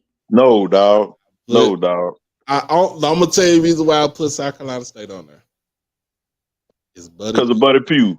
Buddy Pugh. But nah, you shouldn't. They shouldn't go ranked because of that. Now, they to me they could have been they could be 8 or they could be honorable mention if Corey Fields has any type of season. If he has any type of season Dude, like he had last season, then a lot yes. of ifs. It's a lot of ifs. It's a Well, lot of shit, ifs. I ain't got no cup, so I ain't drunk right now. So Oh yeah, you drunk. You drunk. You drunk. Because you said you put Texas Southern, you put Texas Southern and Southern both in there. Because if that's the case, if you're gonna do it like that, that means Grambling should be ranked because how they looked in the spring ball and with signing the quarterback they got from Alabama State. and Grambling is my honorable mention. They shouldn't be out of mention then if you got South Carolina. Hey, it all hinges on what they. I mean, after the BS Sweat channel, it all hinges on what they do for the rest of the season. It all hinges to me. What I'm saying is all hinges on what Corey Fields does as a quarterback, and I mean, like I said, with basically with Coach Buddy Pugh, man, like he's like, but you know what I'm saying is Buddy Pugh is like Fred McNair. He turns nothing into something. But Fred McNair haven't had a losing season. Nothing from nothing leaves nothing. That's the difference You between gotta the have two. something. Fred haven't had a losing Right? season. Isn't that how the song Well, goes? How Well, it I goes? mean, hey, look, this is my look. Y'all can hate on me all you want. This is just my rank. This is just me. I know. I know. I know it's your rank, but hey, number I 9 just disagree with it. will I keep Southern in there? I will probably keep Southern in there. But y'all did lose a lot. But I think y'all But we gained. won enough. We won enough. We was above 500, and we went to the SWAC championship. That's the difference. But I think your reason for putting Jackson State at 2, I think if anything, if you was to move them up, you probably should have moved them up to 5, but not 2, because y'all have such a big turnover right now. But I think y'all lost the top quarterback. I think everybody in college football had a big turnover. But this And y'all haven't replaced nothing. You have not replaced. that's why, like I said, I had no problem with who was at in the rankings because of that. You don't even know who your quarterback is. You just Y'all said don't you either. don't know. Sunshine was the best quarterback in the spring. That was, we already have explained that, but I'm just All gonna I said, eat off. I'm gonna sit back and eat my popcorn. Eat your popcorn. All I know is and that Sunshine. Portal. Sunshine was the best quarterback. And Sunshine is better than any quarterback that you have on your roster currently. I wouldn't say all that. I wouldn't say all that. Blood and Bolton is pretty good. I give it to you. I give it to you, Paris. I take that. That's a little slight stretch, but I take that. Now, Alabama A&M being at number 10. I'm surprised nobody didn't say anything about Alabama State. I'm surprised nobody didn't say anything. I'm put it like this about Alabama State. If they go away from Davis, then they might have a chance. But if they stick to Davis, it's gonna be an issue.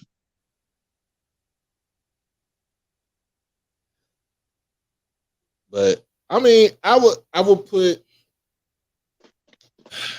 to me with Alabama State, that they beat Alabama A&M in the Magic City Classic, right? Mm-hmm. Two bad offenses versus each other. It was a defensive game that won it. Yeah, Kelly, I'm gonna have to take A&M off, put State on there because of that. Just because of the law. Hey, You can't lose to your rival, especially not in that game right there either, man. It was basically defense and running game. That's what won the game. Defense and running game. Yeah. So I'll take Alabama A&M off at 10 and I'll put Alabama State at 10 Oh wow. and give A&M an honorable mention. The Rocket Mortgage Hornets. Yeah, I'll I'm put not the Rocky sure, Mortgage guys. Hornets on there. I'm Cause really not sure, man. D Davis. Is D Davis the guy? I mean, I think gonna be the guy from UAB that they brought in McDowell. It's gonna be him.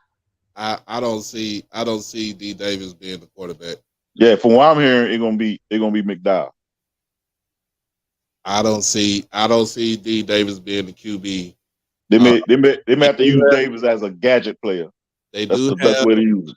They do have Bubba Adams coming back, man in the middle of their defense at middle linebacker. Their defensive line was always stout. So, in their defensive backfield with Adrian Maddox, who's a sophomore now, on one side, the thing that hurt him was losing Ershad Davis in the portal to the portal. Kind of hurt him a little bit, but this is, to me, Eddie Robinson Jr. is a defensive guy. Even though yes, he sold probably about a whole bunch of houses at Buckhead and stuff like that, but he is a defensive guy. I mean, here's my thing with Alabama State. I like them. I like their defense. I like the defensive scheme. I like guys like Adrian Maddox, freshman, 6'4" cornerback. I like that, right? I like what they've recruited in. The biggest problem to me is that quarterback and the fact they don't have a consistent quarterback and one of the most competitive levels of FCS football. I really feel like their back is going to be against the wall in a conference that doesn't take any prisoners. We're talking about FAMU, Jackson State, Alabama A&M. These guys are expected to contend for SWAC championships. I'm not sure if the onus is on Alabama State to necessarily contend, Right. regardless of the facilities and bringing in five-star Demetrius Davis from Auburn. I really don't feel like they've turned the curve yet, or got over that hump as a young coach should. And I think they might run into even more roadblocks this year. Because even looking at them recruiting wise, I'm not sure if they're even keeping up with their counterparts in the SWAC. I don't think they have kept up with their counterparts. I mean, I don't know if they kept up with their counterparts. I think they did. They've done enough to where they feel like they can contend in the East, but it's going to be hard to contend in the East. It's going to be very hard to contend in the East. You got the reigning Eastern Division champs in Jackson State. You got the runner-up with FAMU because, of course, they were the runner-ups. The East and West going to be much tougher this year. It is going to be much tougher. I think the SWAC as a whole should be much tougher.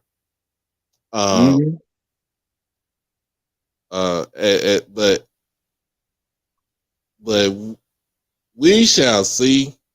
It is 98 days left until kickoff. If I put it like this, if y'all still had Shador, I know Flicks would have had y'all at number 2. He the most definitely had y'all at number 2. Or number 1? One last year, there was a one this year with Shador. No doubt. Well, there you go.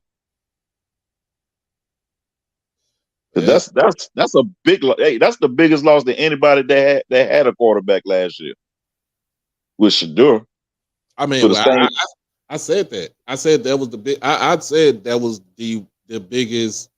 I won't say it's the biggest L, but that was the biggest loss that we did have. Man, so he won a lot of games with some of the throws he made.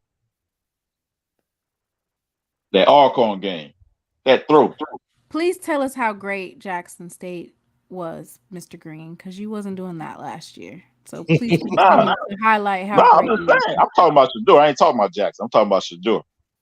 Oh, you're only different. So you're talking about Shador, but not Jackson State? He did throw to somebody, didn't he? Or was he playing? Was he throwing? He threw to Travis Hunter. Boy, if you don't get the F on somewhere, oh my god, I can't do this no more. Can we talk about something else? We've been talking about this for 2 hours. Can we talk about something else? Yeah, that was. I mean, that was one of the bases of the point. Well, But I mean, it did really. I mean, did he just really say that?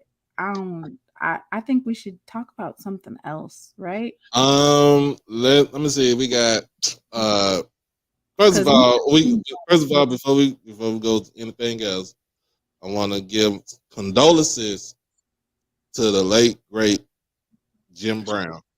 man, oh Lord, you didn't open up a can of worms. old Jim Brown. Jim Brown. When the man retired, he was the all-time leading rusher in NFL history. And then, of course, Walter Payton breaks that record. And then, of course, Emmitt Smith breaks Walter's record. And nobody hasn't touched that record since. Hey, you forgot one more other thing about Jim Brown that people don't talk about a lot. He played lacrosse. And he was great at that too. Yep. So there's one person, give condolences to Jim Brown. Even though, people highlight what he done, we highlight the good things, and then people want to highlight the bad things when somebody leaves this earth. If you wanted to highlight the bad things, you should have did it while he was alive. So I'm gonna just put it just like that. I mean, you can't talk about the good throw things. salt on somebody when they dead. You ain't never threw salt on nobody when they were alive. True. What do you think, Mr. Ford? Yeah, he was an icon of the 60s, 70s, 80s until he died. Well, for me, he's a very complex individual. I didn't really know him as a football player. When I came along, he was a movie star. Mm-hmm. And I remember I might have been 7 or 8 years old. One of my mom's friends came up to the house and she told my mother, she said, let me tell you about that Ian. And my mother said, who are you talking about? And she said, Jim Brown. And she said, what about Jim Brown? She said, he threw a lady off the balcony of his house. And I remember as a kid, I'm like, that man's house big enough to have a balcony? But I can remember every time he had a movie, because he was big in the theater during the 70s, we would go 10, 15, 20 deep just to see him. And we always, anytime he was on television, we wanted to hear what he said because he was intellectually sound. But the last thing that really tore me with him was when he went up there and did that Uncle Remus dance with Trump at the Trump Towers. I know, like you said, we shouldn't throw, salt on it at this time, but it kind of severed my relationship because for me, he was one of my heroes growing up. And if y'all don't understand, for him to go to Trump Towers with Kanye West, and Kanye did that coon dance up there, and it did something to me. But like you said, for me, it's a very complex relationship that I had with him. Because when we were growing up, he was during the 70s, probably the most outspoken Black celebrity there was. Mm-hmm. And it remained that way until the coming of Louis Farrakhan in the 80s. And you know what that was all about. But it's for me, Jim Brown is a very complex thing. Yeah. I mean, it, like I said, you're going to have a good day, you're going to have good days, good times, you're going to have bad times. And he equally amount of both. So, but still, as far as an athlete goes, an iconic athlete, iconic Oh man, yeah, and yeah. athletic And football. I think somebody just said it. He's considered the greatest lacrosse player in the history of the game. Yep, those green Yeah, just yeah. He was originally from St. Simons Island, Jordan. Yeah, and his family moved up to upstate New York. So, yep. Rest in peace to Jim Brown. What else we got going on? How y'all feel? How you feel about Ruffin coming to Jackson, man? Oh, Deshaun Ruffin? Yeah, how you feel about it? Hey, I like it. I like the moves. Oh, hold on now. Let's talk about Mo Williams and his recruiting, what he got going on, because I think he doing some things, especially in the state of Mississippi. I know he offered one kid from Yazoo City, and then he offered I forgot the name of the other kid, but I know he offered two kids. Then he got one commitment from kid here out of Dallas at like 6'9" center. Oh, for real? Yeah. It was, in fact, I think it was either Wednesday or Thursday. So I seen that. So Mo out here doing what you're supposed to do. I'm not gonna take nothing away from Mo Williams. Okay. The kid from Yazoo, what was his size? I think he's a guard. Like I think he's like 6'4". Oh, okay. Is everybody returning that was on that squad last year? We got. I know we got. I don't want to say a lot of people. I want to say a lot is returning, but I know we got enough that's returning. I know we got enough that he's out there recruiting too. So now, the reason I asking that because I know he already had two short guards that was already there. Right. And then he add Deshaun. So I was like, did one of them guards leave? Jump in the portal or something? I think one of them graduated. I think 3 of the players graduated on the team. I seen that. Mm-hmm. Yeah, Paris said it was only one that was the senior. So other than that, yeah. Yeah, I was just wondering. I was like, man, I know y'all don't need all them short guards because I know now Johnson doing this thing recruiting wise too now. You talk about Trey? Nah, Coach Johnson from Southern, he doing this thing recruiting wise too. Here you go. Yeah, hey, Well, I had to hope mention that that. the commissioner's doing his job and making that tournament better.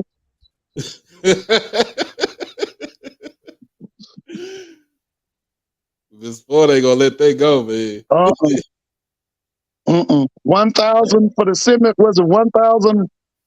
I think 700 people for the semis. 1,400 for the championship. No, I ain't letting that go. Man, it's in Birmingham. Whatever. They need to do a better job in that SWAC office. The main thing is they need to get them brackets right. Man, it's in Birmingham. Brackets right.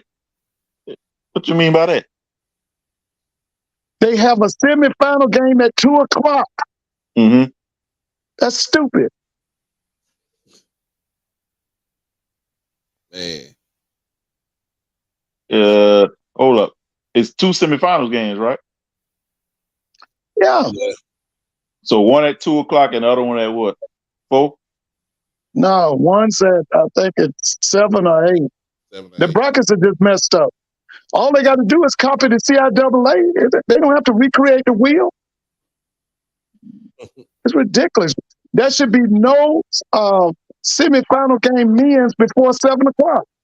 Right. Hey, Kelly, I got a question for you, man. Talk about it. Hey, man, what Inglewood, as far as like with Inglewood High School, like what do they got going on as far as football goes? Because I know they had a good team last season. And what do you think about the who has the hardest division in SoCal? SoCal, I mean, well, for sure, you got to talk about the Trinity League. Talking about modern day St. John Bosco, the names you guys are used to hearing, Servites. But within a lot of SoCal football, you talking about like Inglewood High School, they just had a couple 7-on-7 coaches go up there get a head coaching job maybe 3 years ago. If you're not familiar with them, it's in LA. Now, with what they doing, they're getting like 6 or 7 kids out of Inglewood High School every year going Division 1 through using their premium 7-on-7 summer teams, right? And they get all these offers. So one of those guys was Montana Lamonius Craig, the guy that went over to Colorado and had 3 catches for 152 at the spring game. Right. So Inglewood's putting out a lot of talent and talent that doesn't go to Inglewood High definitely goes to St. John Bosco. They'll pay for you to go down there. They'll pay for you to shuttle down there every morning, come down to the private school, and go play there. And I mean, quite honestly, man, I'm keep it a beam with St. John Bosco. They in a part of the city that's not too black, it's not too cultural, it's an Hispanic part of the city, and it's an all boys school.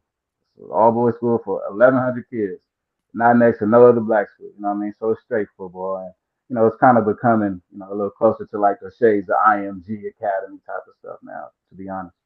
Mm. Hey, is Burnham Day still a perennial power? Nah, Verb has fallen from grace. All boys school on Watts. They definitely used to be rivals with Sarah High School. That's who I went to, Sarah High School. But Sarah High School is still a powerhouse out there. Still pockets within inner city LA where there are powerhouse football programs. How about Crenshaw?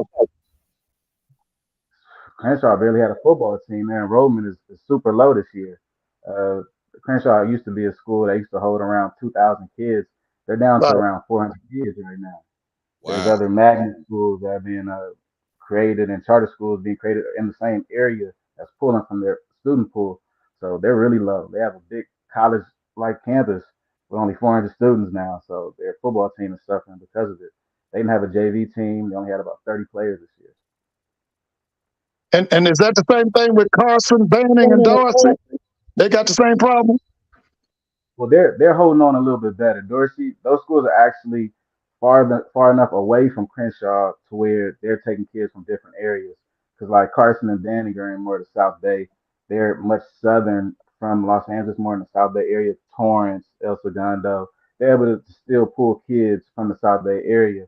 The problem Crenshaw kind of has is that they're a little bit too far from the east side of Los Angeles, and they're a little bit too far from the South Bay to attract students. So Dorsey, you mentioned Dorsey, they're rivals with Crenshaw. Dorsey High Right. School down. And what Dorsey has going for them is, I believe Stephon Johnson, if you guys don't remember, he played running back for USC like in Yeah, 2011. yeah, I Came back remember. and was head coach for Dorsey, and he's been bringing in a lot of talent, and bringing in guys that can go D1, and it's keeping kind of Dorsey football alive. Mm. Now, how about those schools in San Diego? The one that Marcus Allen came from. Are those schools still competitive? Is you talking about Lincoln? Yeah. Lincoln just arrived. Lincoln just went down to the state championships this past year and put on because a lot of times state championships you want to root for the black schools or the inner city schools, and Lincoln is an inner city school in San Diego. So they Right. brought them out. They bringing out the whole hood, and watching their games, they got talent all over the place. 6 foot Yeah. two running back. I mean, 5'11" speedster quarterback. A pair of 6 foot wide receivers that go get the ball. So Lincoln is definitely still putting out talent out of San Diego. So I got a question for you, man. How do you feel about this surgence of SoCal players coming to the HBCUs to play football, man? Oh no, I love it, man. I encourage it. If anybody's on Twitter and stuff, anytime people are looking for different position players or whatever, I send it to my LA football group chats. We got a group chat called Sports Unlimited on Facebook. Around 2,500 players, coaches, parents, whatever. Anytime I see anything HBCU related, where it's people need players or as a camp, I'm sending in there constantly. So I feel like there should be an even bigger pipeline from the West Coast down to HBCU schools. A lot of these West Coast players, if they don't go Division 1, they may go JUCO for a year, then they quit football completely. They feel like Mm. they don't have any other opportunities to continue playing at Division 1 or Division 2 or playing high level football. And I really would like to open up their eyes and have them a little more aware of SWAC teams, MEAC teams, and that's why I'm really so big about this push and player exposure. Quite honestly. Man, I appreciate you talking about that, man, because we need to get some more West Coast players to the SWAC, especially since I don't know what the heck TC Taylor is doing with the recruiting, especially for this late recruiting cycle and for 2024. But TC is, I don't know, because TC done came to Texas, right? Came to Texas, came to DLW. He been down in Houston. He been everywhere. He done got kids from Katy High School, which is a perennial power here in the state. He done got kids from Morton Ranch, who is a rival with Katy. He offering kids from schools where you won't even get yourself in the building. Like literally, you wouldn't even get yourself in the building because Relationship. it's a relationship, but Coach Green, it's also the fact that in Texas A&M and UT ain't got their hands on these kids. If they ain't getting to them first, hey, then you got other schools around, man. We got too many schools here in the state where these kids can go play. But just the mere gumption, just the balls, just to come into the state of Texas, which Jackson State really, we done had a couple of players from the state, especially when I was in school, but just to come in to try to get the influx of talent in the state is remarkable. You got 28 million people. It's enough talent for everybody in the country in Texas. For real. And then he went to go ahead. Power 5 can't take them all. Yeah. But we also have to give credit to Jackson State's coaching staff. Yeah. And so, of course, after Coach TC Taylor took the reins, we saw a definite increase in being able to garner that Mississippi talent. Like, just if you are in Mississippi and you're either coming out of Holmes Community College or you're coming out of some of those Jackson Blue Blood football programs or Clinton surrounding areas, the resurgence of going back to HBCUs and keeping our great student athletes at Black schools, that resonated with a lot of parents. And so even though our former coach is gone, the whole mantra that he utilized to recruit the kids, that's still something that a lot of the parents, they like that. We just got a recruit from Shelby, North Carolina. Well, he's out of Charlotte, but he did go to Shelby High School, and that is a blue blood football program. Yeah. Isn't that where Johnson Odoms is from? From Shelby, North Carolina? I think he's from Shelby. Yeah, he's from North Carolina. He's from that area. Well, I'm not sure about Dawson Odoms, but I know Shelby High School, that's a blue blood program. And so this offensive lineman, he's 6'7" and 320 pounds. And he is a big dude. I'm going to pull up his stuff so we can look at it real quick. Huge. I was like, oh my goodness. But for Coach TC to go into North Carolina also to offer kids give them offers, because we got to remember his whole coaching staff has a North Carolina Central lineage to it. It's you know what I'm saying? Yeah, that's right. They were all in the MEAC at one time. MEAC one time. Yeah, the head man is at University of Tennessee, Jerry Mack. Mm-hmm. He's the running back coach up there now. And for him to go to North Carolina to offer kids up there too, that man know what he's doing. Hey, what happened to Weeks, man? He left. I don't know why he left. He left. I didn't even know he left until probably about a couple weeks ago. Mm. I got you. 6'7", 320 pounds. Oh no, I'm echoing again. But yeah, with this kid right here, TC, when it comes to the offensive line, he's getting length and size. Yeah, they're gonna be smash mouth. They're gonna do a lot of smash mouth. He's gonna bring that MEAC flavor.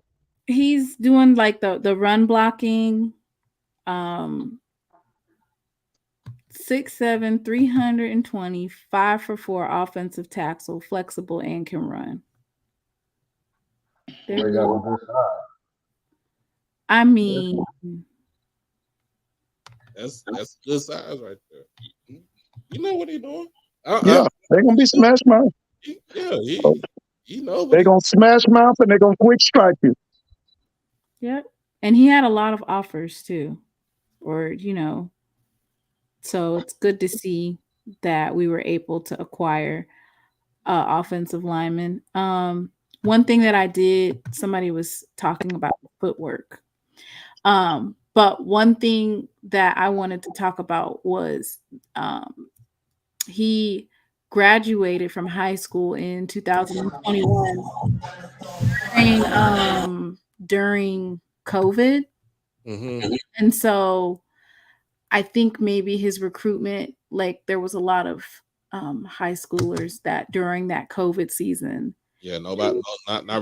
High schoolers really didn't get looked at like that. Right. So there was a stall in, his recruitment. And that's based off of just basically graduating right during the time when COVID was rampant. Mm-hmm. So I think this is a great pickup.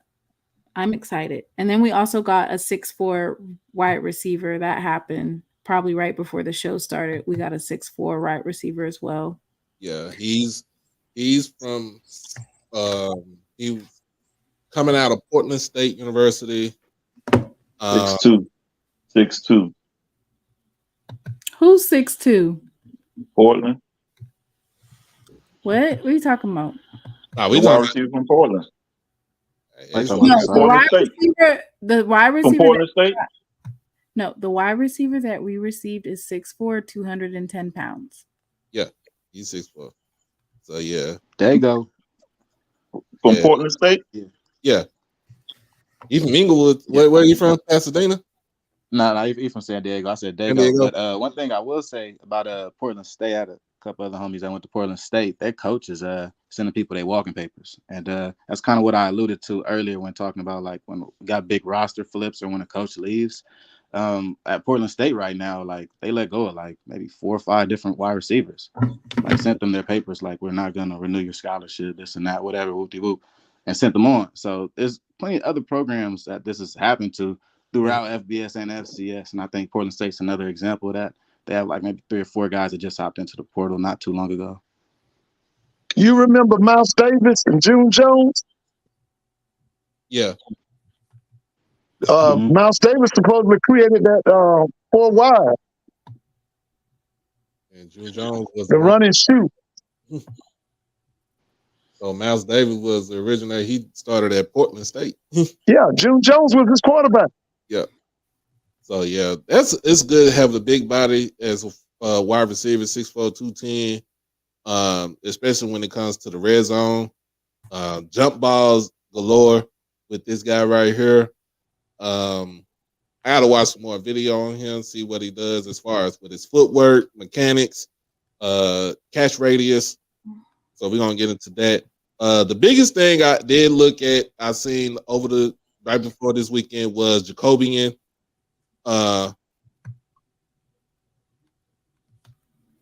Jacobian, the quarterback transferred from Syracuse. Oh yeah, I saw that. Yeah. And this he's from right outside of Jackson, right? Yeah, his mom is a Zeta and a Jackson State alum.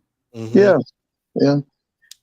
Mr. Ford, you see that big basketball player on the screen? Okay, now who is this? That is TK Grisby. She from where? Dallas, Texas. And he's going to Jackson? Yep. Okay. That's the one you was told us that we need to go look Yeah, for. them 6'9s. Go get them 6'9s. Y'all don't have, I told you to go to Africa and get them, but you don't need to go to Africa. Oh, Jesus. Hey, I just want to say right now, the Lakers are getting their head beat in by 10. They might get swept. No, they're not going to let them do that. You're right. They'll fix the next one. They should be able to pull out a win here shortly. Yeah. This is the NBA. Yeah. They got it. They probably will win, but not cover the spread. The men's track and field, I just wanted to quickly talk about them because next weekend they will be competing at the national stage. Right. We have Sean Collins, who is nationally ranked, and then freshman Sherman Hawkins Jr. and also freshman Ivan Donaldson qualified for the 2023 NCAA Men's Track and Field Tournament. That's going to take place in Jacksonville, Florida. Right. So Collins qualified for the 400-meter and 200-meter dash. Sherman Hawkins qualified in high jump and long jump, and then Ivan qualified in the 400 hurdles meet. So this is really great for Jackson State, especially since two of the young men are actually freshmen at Jackson State, which means they're just now starting their career and they're already qualifying at one of the highest levels nationally. And as everyone knows, Jackson State is getting upgraded track and field facilities. We're getting a new track. It should be completed here shortly. So congratulations to these young men who qualified for the NCAA Men's Track and Field Tournament. Now, listen, who won the SWAC Women's Championship? Track and field. It was, Was it Alabama State? I don't know who it was. I know we were like fourth or something like that. But that was for the women? Yeah, that was women. And then but you know who won it? I forgot who. It wasn't Prairie View, because Prairie View usually pretty good in track. I'm gonna look it up, Mr. Ford. Okay. And by the way, don't y'all forget the SWAC baseball tournament is here next week in Atlanta at Georgia Tech. That's right. Dang, we in second place in that Commissioner's Cup. Oh, y'all in second? Who's in first? Alabama State. They win it a lot. They're only winning by 1.5, but there's no way. Here, let me show you. I mean, it's baseball. Basically, yeah. Let me show y'all. Do you get a check for winning the Commissioner's Cup? I won't even know. They should. Shoot. I think you do in the MEAC. I was wondering in the SWAC. Do they get money for that? We're only losing by 1.5 points. Come on. Let me see. The only thing that's left is what? Baseball? Baseball. That's all that's left. Yeah, Prairie View won the women's track. Oh, they did? Yeah. Just read the first 5 if you can. So that's Alabama State 1, Jackson State 2, Prairie View 3, Southern 4, and Texas Southern 5. And that was men or women? Oh, this is Commissioner's Cup. I'm looking at the Commissioner's Cup. Okay. Let me ask you this. Where's Florida A&M? At the bottom.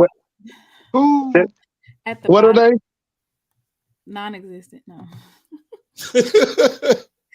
No, they're tied for 7th.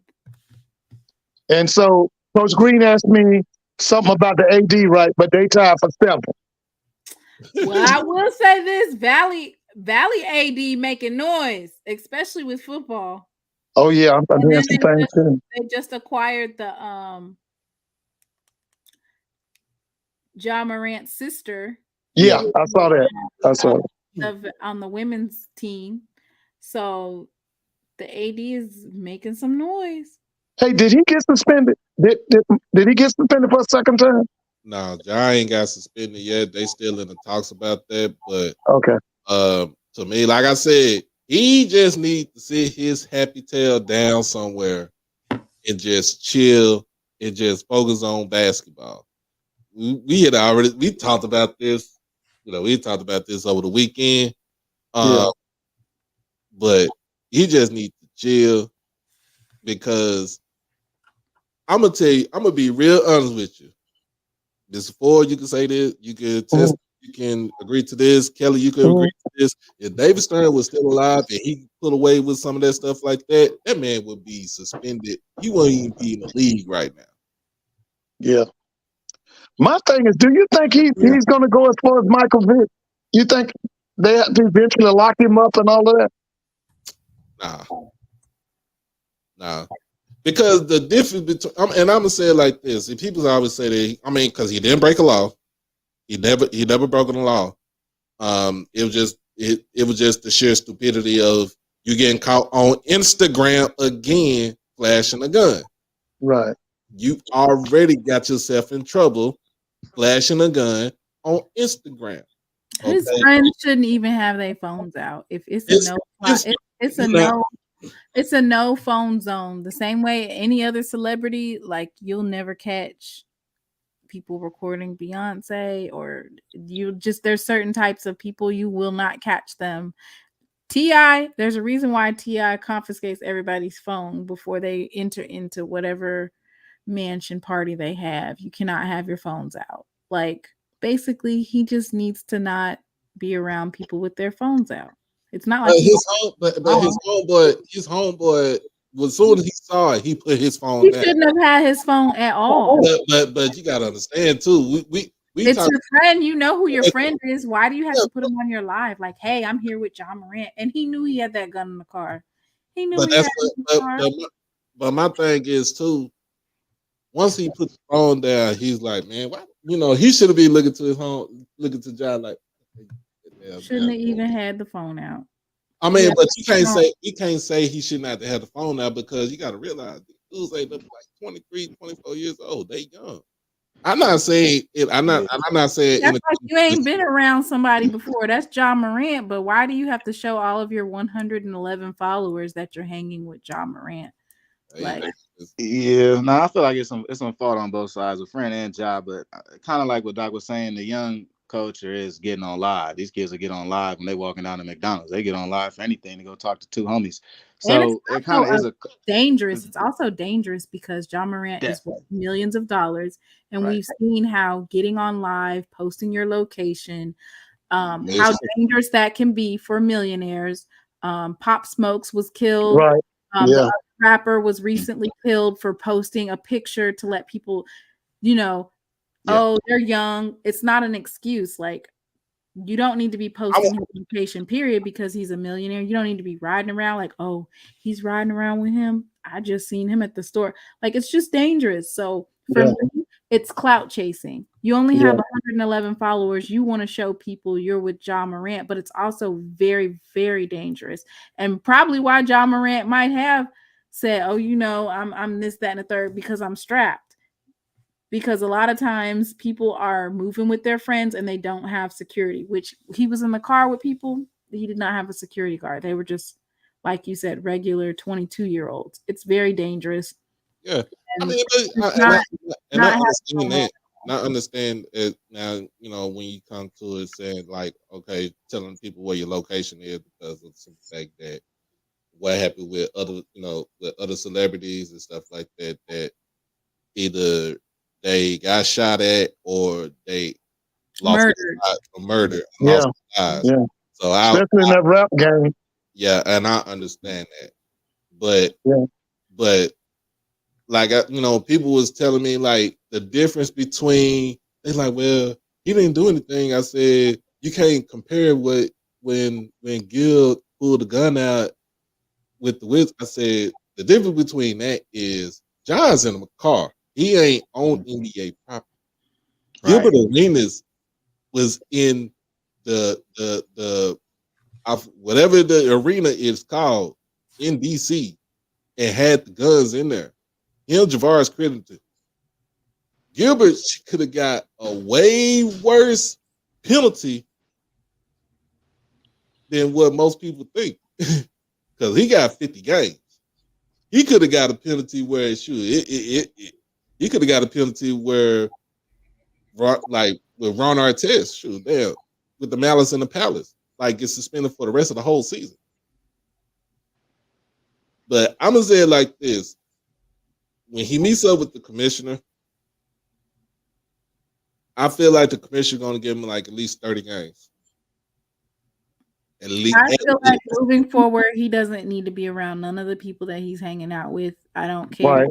I agree with that. And I think Lil Wayne said it best. He said that he comes from a place where there's only 3,000 people in his town. Like that's where he grew up at. And then now all of a sudden he's worth 200 million. And I feel like for him, he's trying to prove to his friends that I'm still Ja from high school, or I haven't changed.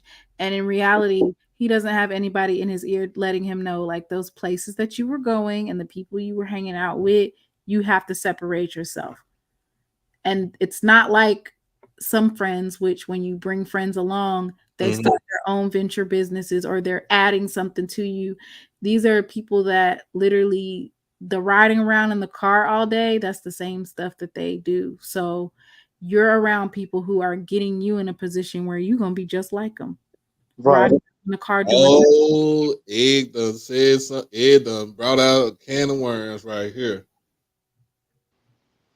When we gonna hold John's mom and his dad accountable? You can't hold a grown-ass young man who has $200 million accountable. What are you going to say to him? But also, he's a reflection of them. He's a reflection. I promise you, there are lots of young Black men who have grown and who have been raised in the proper households, and they want to be with that culture so bad that they just, what?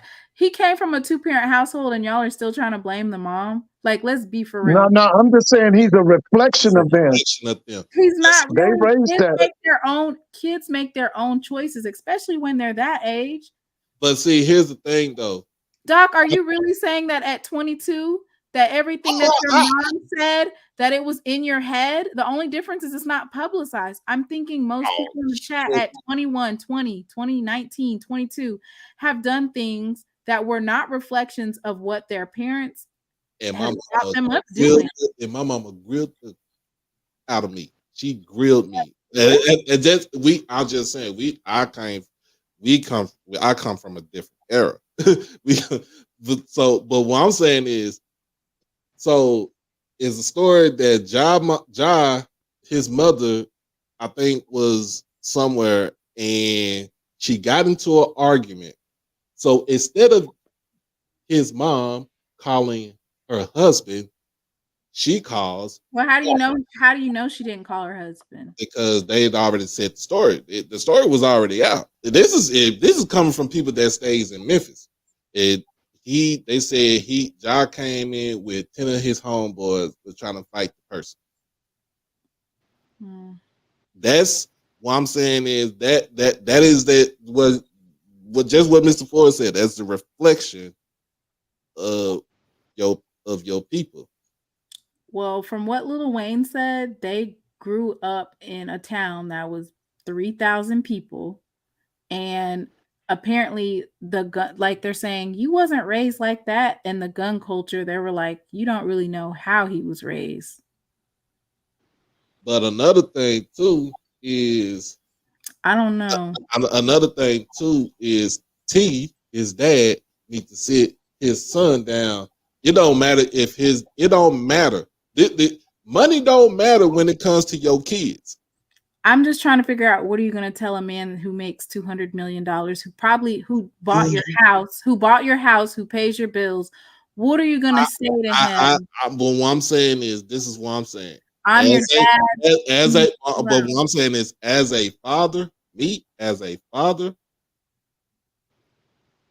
if I see my kids, like my stepson, if he if he going off the rails, I'm taking this big ass to and sending him down somewhere.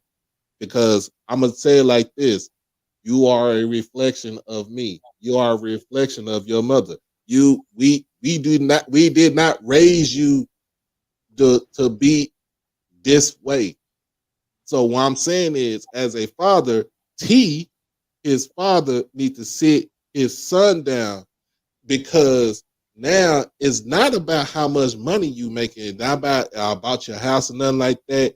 You are my son. You are my child. It don't matter if he's 23, 24. The thing of it is, at that age, you know right from wrong. Well, Mr. Mona, I would say, to answer your question, what would you tell a man that makes $200 million? Go get some wisdom and knowledge. You sit your ass down somewhere. Maybe to talk to like, you wouldn't be talking to his dad. You would talk to somebody like maybe Jay-Z, or don't matter, because somebody whose image, because let's keep it a buck, Jay-Z came from some not so good background. That hey, he can talk to Michael Vick, so Vick can tell him he don't want to go to prison. Right, but what I'm saying is, you talk to somebody who's made that type of money. You're not going to Michael Vick didn't make that kind of money.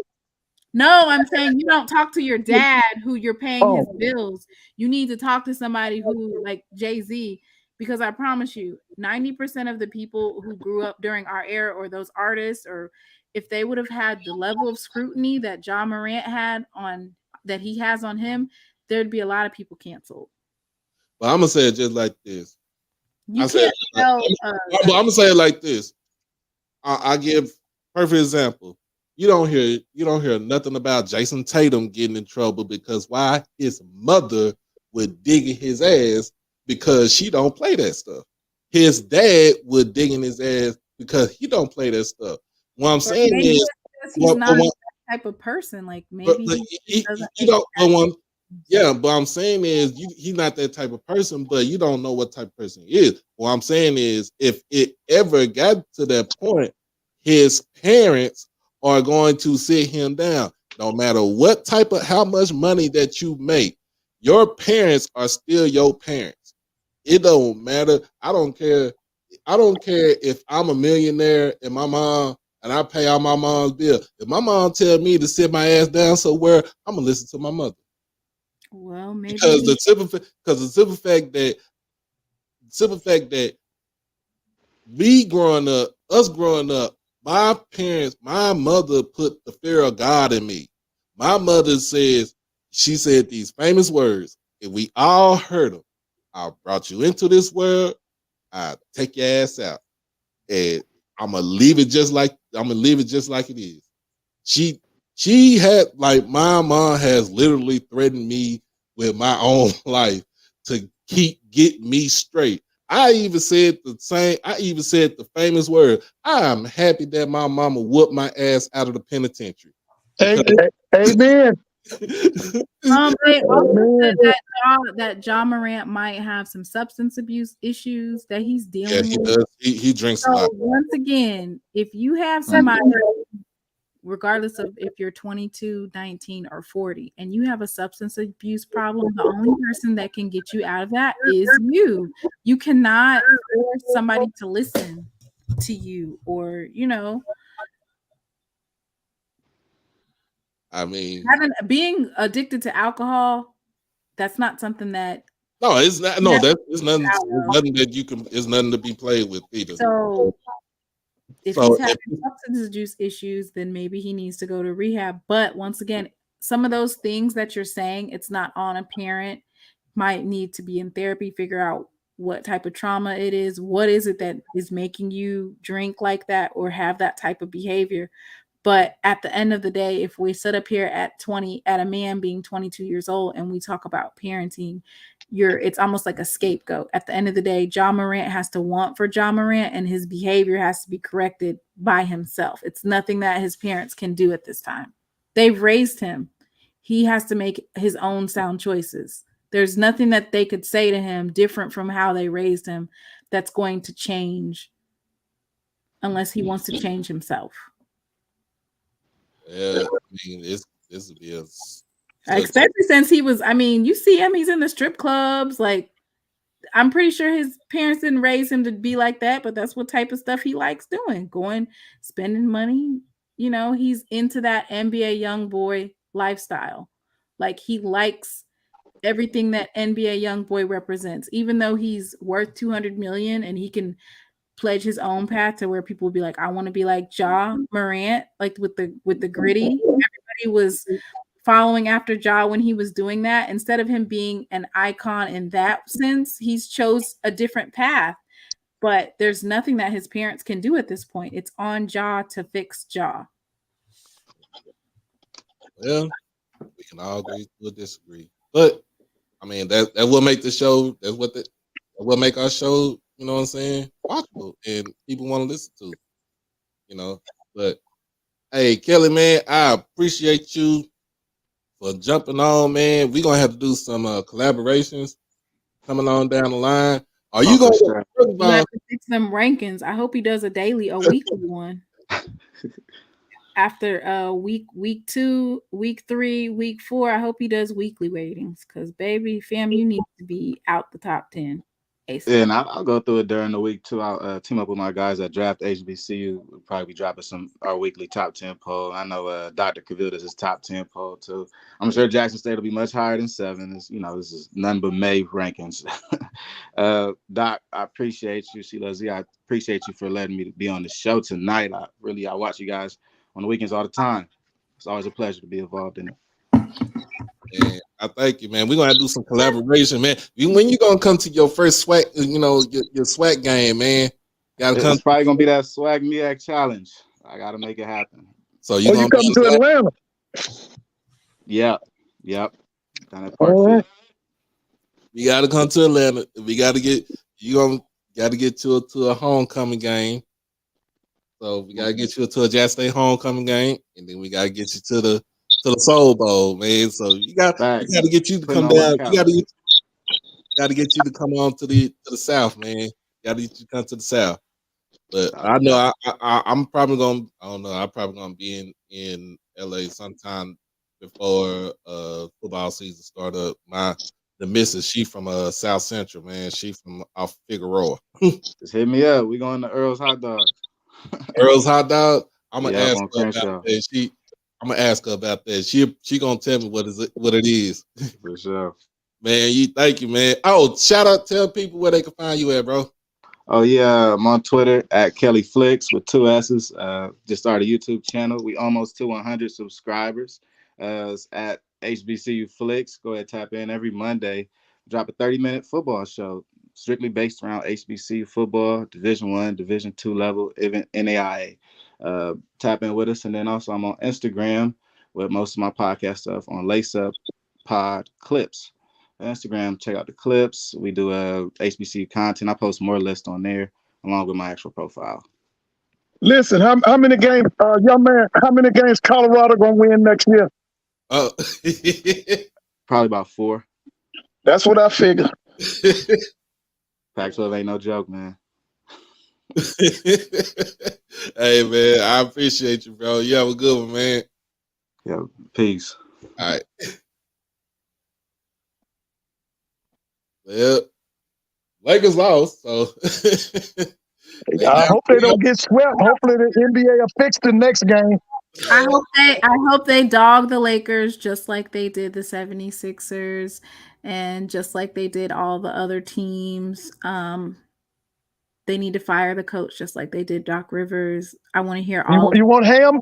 You want him fired already? I want them to fire him just like they did Doc, just like they did the coach for the Phoenix Suns. I want you guys to keep that same energy. LeBron needs to retire.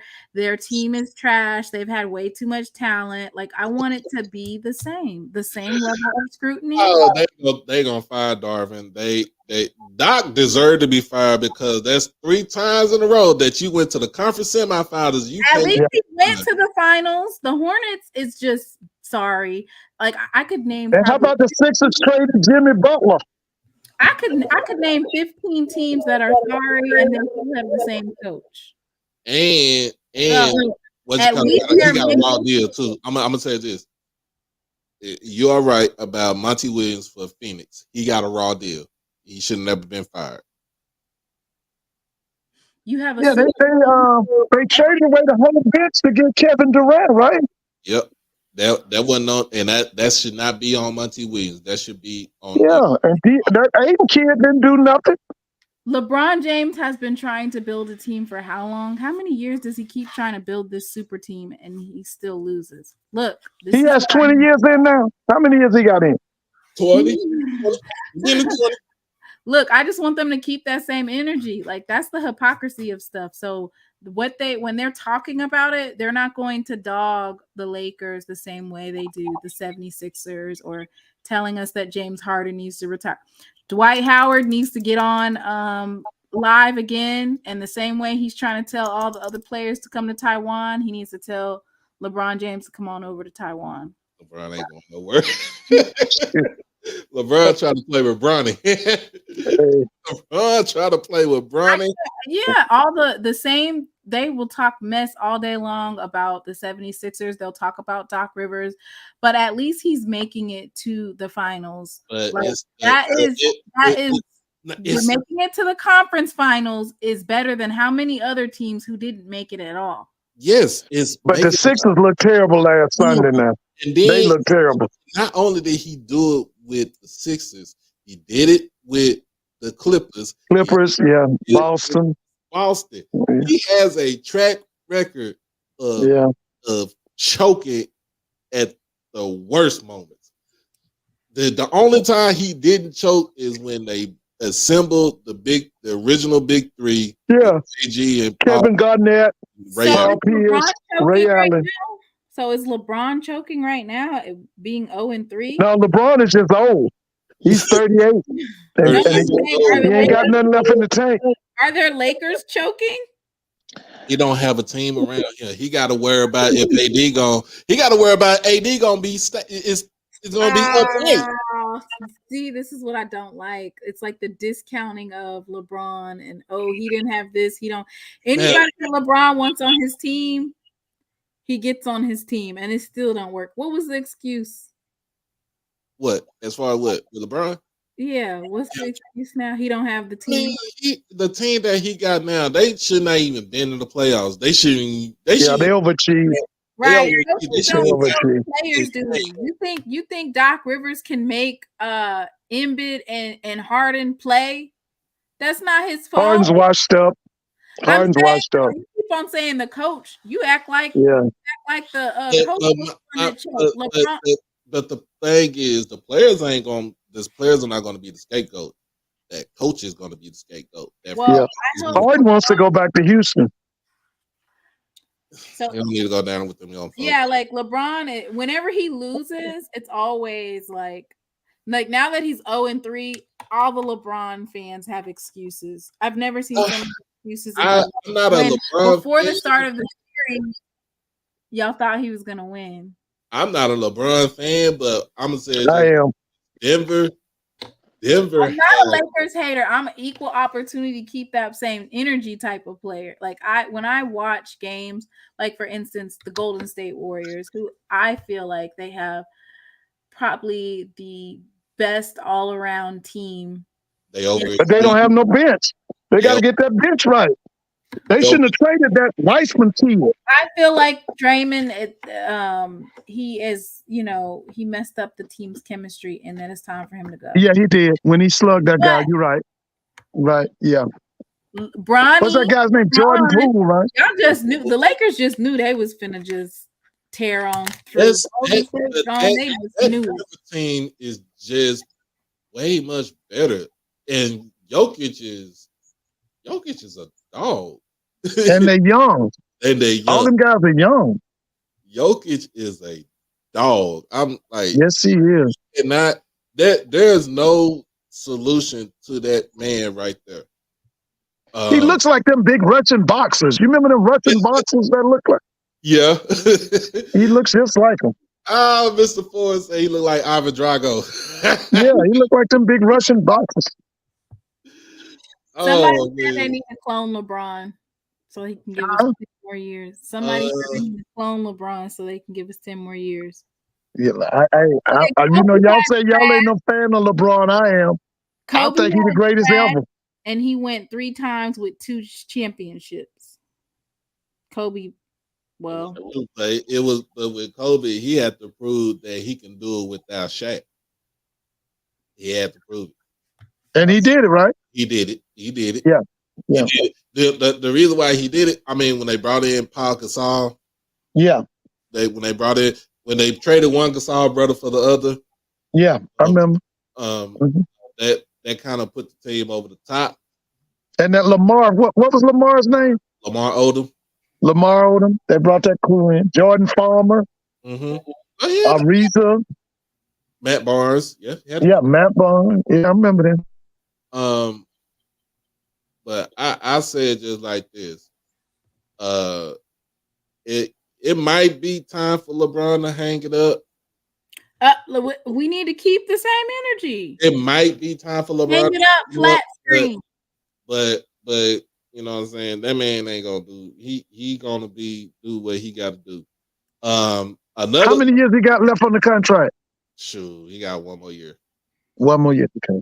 And if you actually let him go, you'll actually be able to get some quality, decent players. They traded all that stuff in. They did. They traded all that stuff in. For Westbrook and what's that other boy was named? Carmelo. Fail. Yeah. What about we forgot about the Miami Heat. Another play-in team is taking it to Boston. And they do this every year. They look like nothing during the regular season, and they choke people out in the playoffs. They do it every year. And Jimmy Butler is that dude right there. Why did Chicago let him go? Why did the Philly 76ers let him go? Why did the Timberwolves let him go? Let him go? Yes. Don't make no sense. Yes, come on now. I would have thought Jimmy Butler would have made some noise. I mean, he should have made some noise when he was in Chicago. I don't understand what the LeBron playing with his son. Is that just historical or just? I mean, yeah, it'd be historical because ain't nobody ever done it. Not in the NBA. Ain't nobody ever done it. Now Major League Baseball, yes, is plenty of the Griffies. The Griffies. Ken Griffey, Yeah. Senior and Junior. And Mr. Moore, you know, Ken Griffey has the young Griffey has a son at Florida A&M, football player. That's good. Yeah, he's a defensive back, I think. Yeah. We'll look forward to scoring touchdowns against him. Oh yeah, he should start this year, I think. Blue Blossom Classic. Yeah. Maybe Griffey Jr. will be there. Maybe he'll. Yeah, he does go. Yeah. He's the spokesman for this program.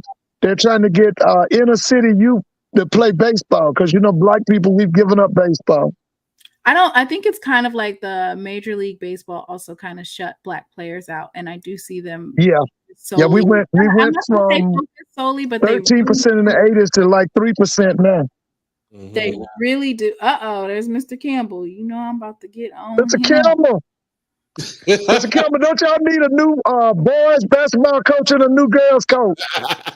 They should have been on that, so they could have been. Don't you, Mr. Campbell? Mr. Campbell need to come on here, man. Jump on, Mr. Campbell. Mr. Campbell.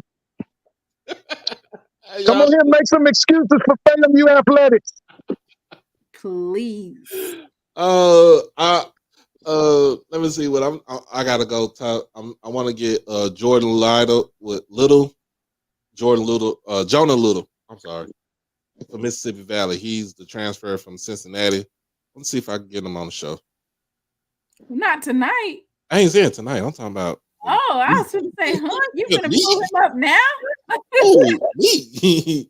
Like what? Oh, for me. Oh, okay. Where'd that come from? Who is Jonah Little? Yeah, he just transferred. He transferred in from Cincinnati. When is Grambling going to have a winning football record again? I mean, somebody made a comment on Twitter talking about their 1-1 for the Celebration Bowl and pointing out Jackson State is 0-2, but Grambling football team hasn't been above 500 for the past 3 years. We haven't had a decent program since Devontae Kincaid left campus.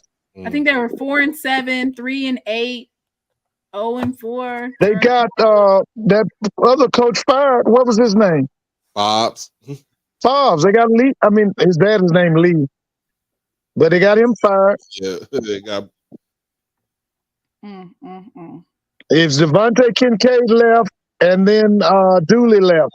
But why did Mr. Campbell try to point out about Grambling though? He's being messy. Why is he talking about Grambling? Mr. Campbell, we just need a quarterback. That's all we need. Mr. Campbell needs to talk about that APR at FAMU and what they're gonna do about it. I'm ready, Mr. Willie, on for a second. I'm coming. The signing day. Yeah, I just want to. Every day I almost finished the signing day. Y'all they dropped 2 players just in the last 24 hours, like every day. I might have to split it up. I have like 7 players completed and all of their stuff with regard to their film and stuff. But goodness gracious, Jackson State not going to let me rest. Every 24 hours they come out with a new recruit. Mr. Willie, how you doing today? I'm doing good, Doc. Good evening, Doc. Good evening, Mr. Ford. Good evening, SheLovesThee. How you doing? Mr. Ford, now I'm gonna tell you like this. I'm gonna be nice because I love you. But now I've been a Lakers fan. I'm 56 years old. I went to a Lakers game when I was 10 years old. Got a chance to see Kareem, Jamal Wilkes, Michael Cooper. I've been a Lakers fan ever since. 41 years. LeBron James is nothing close to being no GOAT. I don't know why y'all sit up there and say that he's a GOAT. This man is 4-10 in championship games. He gets a lot of, with the talent that he had at Los Angeles alone, he shouldn't have lost. He shouldn't have lost no championship. I don't even count the championship that he won in that strike shortened season. Kobe had trash. Kobe had trash and went there 3 times against 3 of the best Hall of Fame players in Boston. They done had and won 2 of them. So I don't see it. I promise to God I don't see it. I do not see it. They've been pumping that boy up ever since high school, and I don't see it. I don't see it. A person like Kobe, Michael Jordan, Magic, they won't allow their team to lose. And AD is playing he was playing a pretty good series. He was actually playing without being hurt. But they let that white boy, they let that Slavic outplay them. That boy's good. Jokic, I wish we had got Jokic a couple of years ago. But if I was the Lakers and the Lakers management, I would trade AD, LeBron, that whole damn team, and get Giannis and try to make a deal to get Kyrie and win 3 championships and call it a day. That's all I wanted to say. Dang, you want to get rid of LeBron? You damn right. I ain't never liked LeBron. I ain't never liked him. He ain't never showed me what they say he show people. I look at the games. I see the garbage baskets that he get. I see him have to have 3 or 4 superstars play. He go in crunch time. He get the ball. He penetrate. He dish the ball out. He be right there at the rim. The only thing he got to do is turn it over. He dish the ball out for a 3-point shot for somebody else to take the shot. I actually look at the thing and I don't believe in the hype. That's the difference between me and the casual fan. I actually look at what's happening on the court. Mr. Billups, Mr. Ford, have you ever heard of Coach Billups from Linear High School? What was his name? Billups, Linear High School basketball coach. What city we talking? Jackson, Mississippi. Was he at Murr or Lanier? He was at Lanier. He won winningest basketball coaches. They won the national championship about 63 or 64. Nah, they won a bunch of them. They won about 10 of them under him. He beat Murr when they had the big machine with all them boys, Lindsay and Othello and all that. You should know. I thought maybe you would know. A lot of people from Jackson would probably know Coach Billups. He went over to Tougaloo College and won the first 2 years he was over there. Yeah, he was legendary. He should have been. I'm not taking anything from Mo. But that should have been Jackson State coach, and they probably won by 3 or 4 SWAC championships since Yeah, then. yeah. I'm gonna get off and let Mr. Campbell. I'm gonna get off and let Mr. Campbell get on. I hope he get on because I like hearing his commentary. But I thank you for letting me on, Doc. Y'all keep up the good work. I keep up the good work. Dang, what's up? We done got hit with some Laker strays. He said he came out and started black. They called LeBron's new name. I still think LeBron is the greatest ever. 6'9", 260, can do it all. Yeah, man, I've never seen nothing like that. I can't even deny that. I'm not a like I said. I'm not said, don't be talking about the Lakers. I'm not a LeBron fan like that, but you know I recognize greatness when you see it. So yeah, I'm a LeBron fan. I said when I said about Dirk, and Dirk is to me.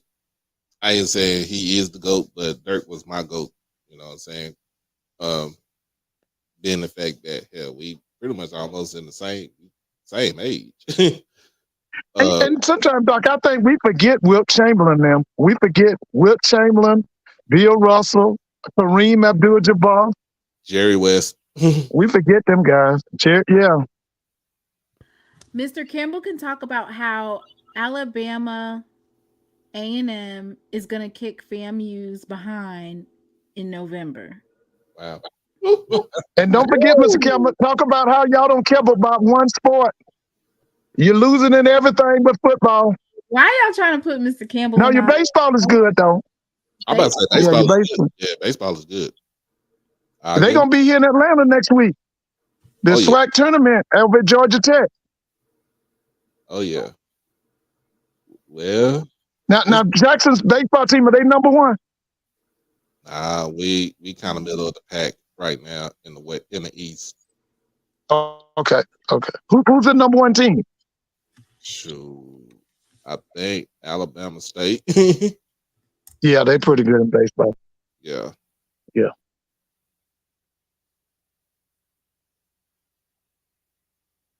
We need to figure out a new nickname for LeBron. LeBlue. What do you think about that? Nah. I go with what Big Mouth Shannon Sharp call him Goat James. Goat James? Is that what he calls him? Call him Goat James. Shannon Sharp might be like Drake to LeBron. I wonder if he was at the game. He is. Was he at the game? I don't know if he was at the game. He probably was. I mean, yeah, they was in LA, so he probably was. He's at the game. Yeah, he was at the game. Yeah, he's always at the game. He tried for the game, remember? Mm-hmm. Yeah. He sits in them real expensive seats. But my son does like the new Space Jam with LeBron. Gotta show him the original with Michael Jordan. Did show him the original. He likes the one with LeBron. You know, LeBron gave Florida A&M that big contract with a para contract. Yep. And it embarrassed Michael Jordan, so he gave Howard a contract. Is that why he did that? Yeah, LeBron. We need to. Somebody else? Yeah, that contract with Howard is a long contract. I mean, Jordan Brand. Yeah, Jordan Brand with 20 years. Yeah. I wonder what's the back end of the money on it, though. 20 years? Yeah. That contract for that apparel deal for Howard, 20 years. Everybody likes the young men, you know. Is it for all of?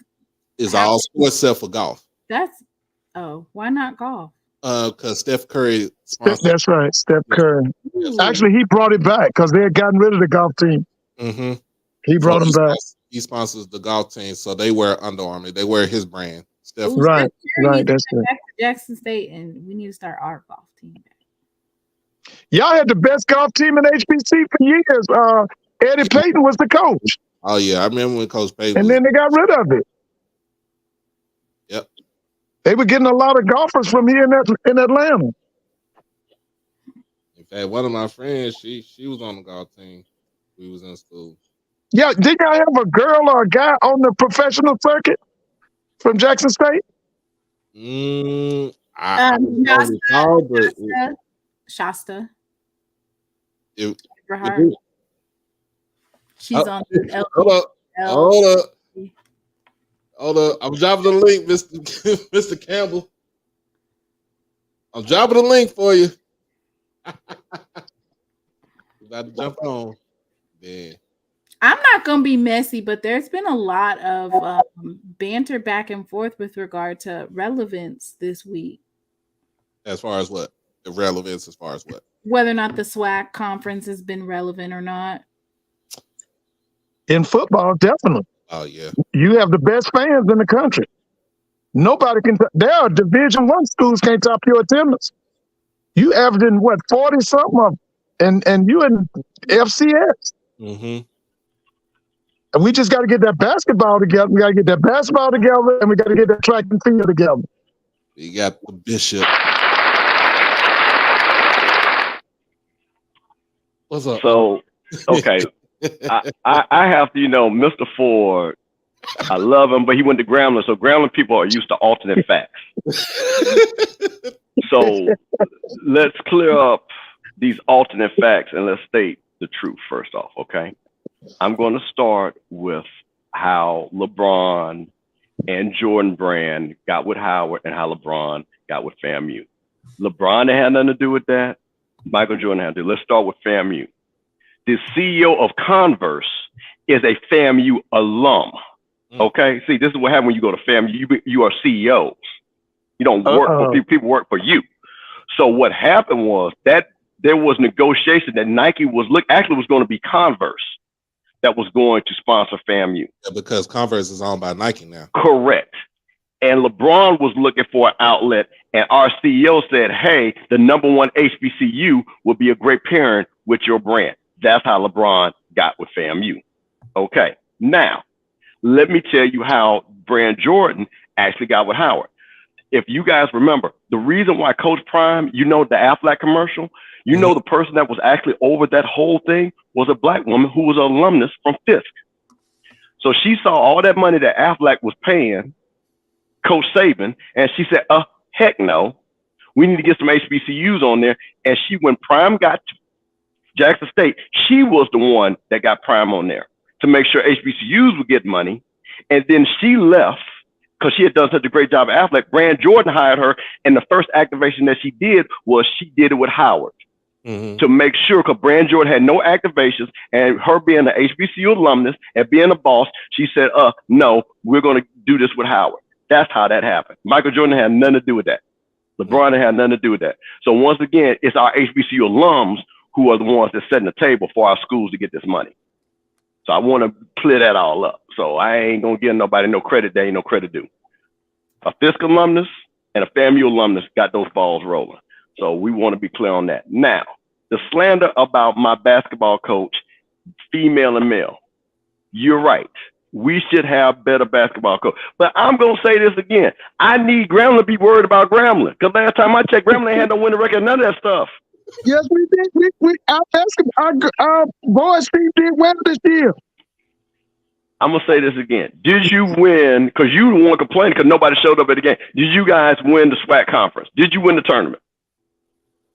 Did you win the tournament? Texas Southern won it, right? Okay, exactly. So you are no better than FAMU.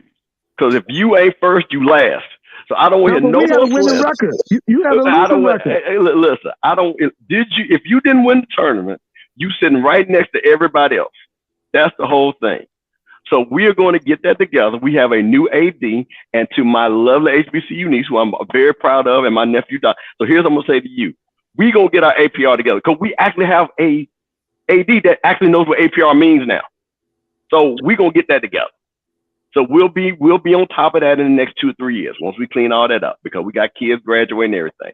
So I know Tiffany Dawn Sykes is well aware of that. We had to hire people, and the FAMU alumni had to put our necks on Coach Dr. Robinson's neck, and we got that together because we don't want to be embarrassed. See, because we FAMU, we like looking good because we're used to looking good. That's what happens when you always number one. Brag. You guys brag different. Listen, when The we look number good, one HBCU. What is your title? I forgot it. the number one public HBCU for 5 Yeah, years in a row. yeah, The Right. number one.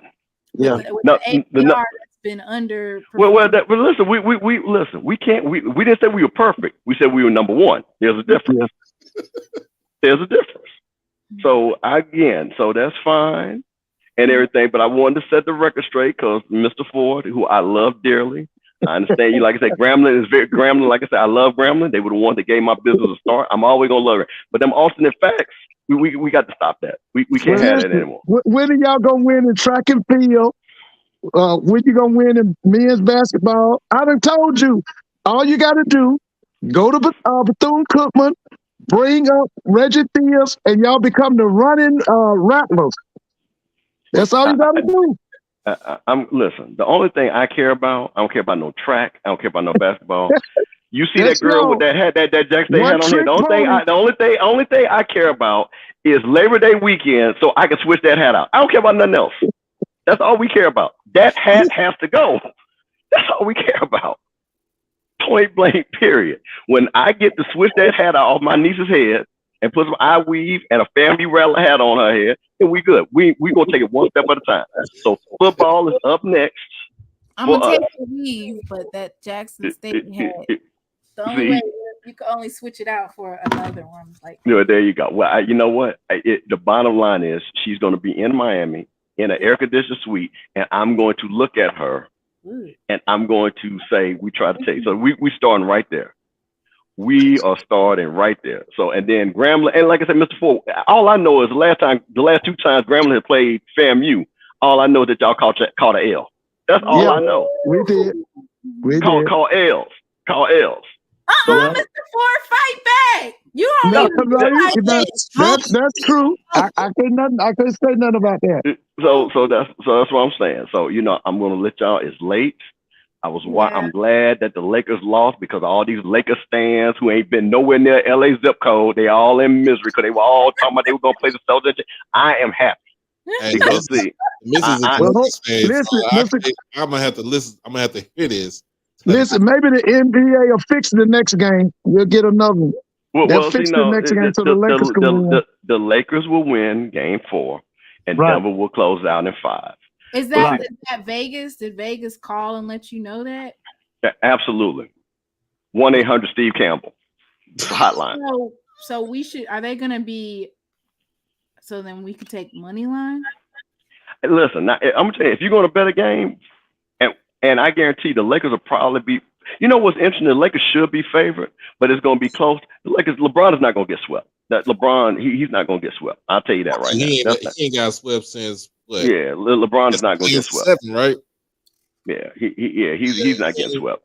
I'm hoping that everybody in Vegas is betting on the fact that LeBron won't get swept, and guess what? The Lakers will get swept. Well, here's the thing. Then you need to put your money on Denver there. That's good money right there. But the only thing is the league don't make no money and the networks don't make no money with those suites. No, they don't make no money. They don't make no money. Maybe they want to make it one of the greatest comebacks of all. Like they win 4 in a row or something like that. Well, they can win 4 in a row. No, they can't breathe up there in Denver. They're not gonna do that. No, them boys, that thin air. That thing is real. That is a real thing up there. Yeah. And those guys are used to that. And what you kind of showed is Denver has a deeper team. They got more scorers. That's what you have seen the last 3 games. And the problem is Jamal Murray, frankly, has outplayed LeBron James. Yeah. Well, Mr. Willie said that he lived in Los Angeles for 3 years, Mr. Campbell. So well, you know what? Now, see, okay, he is one of 1 million then. He is one of 1 million. Because the rest of these jokers don't even know where Inglewood is at, don't know where the Staples Center is at, none of that. And they wear these too small Laker t-shirts that they've had for 80 years. Hey, so last year, I'm gonna tell y'all, last year I went to LA for the first time in 30 years. I had not stepped foot in California in like 30 years. And so we were supposed to go for spring break. We went for a funeral, but we also spent spring break out there. So we're going to the cemetery, and it's literally a block away from the Great Western Forum. And so I'm like, dude, I don't know. I like, you can see the forum, and then you can see SoFi Stadium right behind it. And then you can see the new, I think it's the new arena that they supposed to be building for the Clippers. Yep, because Steve Ballmer bought the Forum. He bought all of that. Like, I'm like, you know what? I don't know what to do. So so the missus, she was just telling me everything about LA, because that's where she's from. She's from there. She's from South Central. She is from where Cynthia Cooper. Yeah, she is from where Cynthia Cooper. you was either banging blue or you were banging red. I'm like, yeah, I can't deal with that. I love my little peaceful being from the South country type atmosphere. I don't think I could deal with having about 8 million people in one city just cramped up on each other. Like, I can't deal with it. But then we went to where her father stays in Palmdale, which is outside of LA, which is a little nice community. You know, you want to retire there. I mean, hey, now Palmdale is not where they found the kid hang, was it? I don't think so. I had to ask the missus. She knows everything about Palmdale and LA and everything. So she's like, you know, she was informing me about some of the different things. I you know, because I'm a Jersey type dude. You know, I wear out, like, I got my Kansas City Monarchs jersey on, and with the hats and stuff like that. I'm the type of person I like to match. She was like, hey. Man, you better wear them pastel colors out there, boy. You better be wearing greens and earth tones. And boy, don't play out there, man. Hey, Mr. Kevin, she said, hey, that Houston jersey, hey, that Cincinnati Reds jersey, hey, you might want to keep that at the house. Bro. She's like, Houston jersey. I was like, yeah. Oh, the Hoopers. I can't. Yeah, don't wear that, because they don't know you from they don't know you from Dallas. They just see what you got on. They gonna ask you where you from and what set you claim, and if you can't say nothing about that, you might well just go ahead and just be on about your merry little way, because she's like, they get active down there, and I'm like, well, they're gonna know for you from out of town too, and that's when they're really gonna get at you, because they're gonna know, because everybody knows the rules. And if you roll in there, like you say, you just doing your thing, they're gonna know, hey, he from out of town, let's just get him, because more likely than not, you got some money in your pocket, and then they're gonna get at you anyway. So yeah, man, you, like I say, you better keep them earth tones on, man. Like I say, she was like, keep that jersey here, keep that jersey here, keep that jersey at the house. If you wear this one right here, you only gonna wear it in Palmdale or Lancaster. We could wear this hat right here. Take this white hat. Leave this blue hat at the house. I was like, you might as well just go in straight black and white. Like, literally.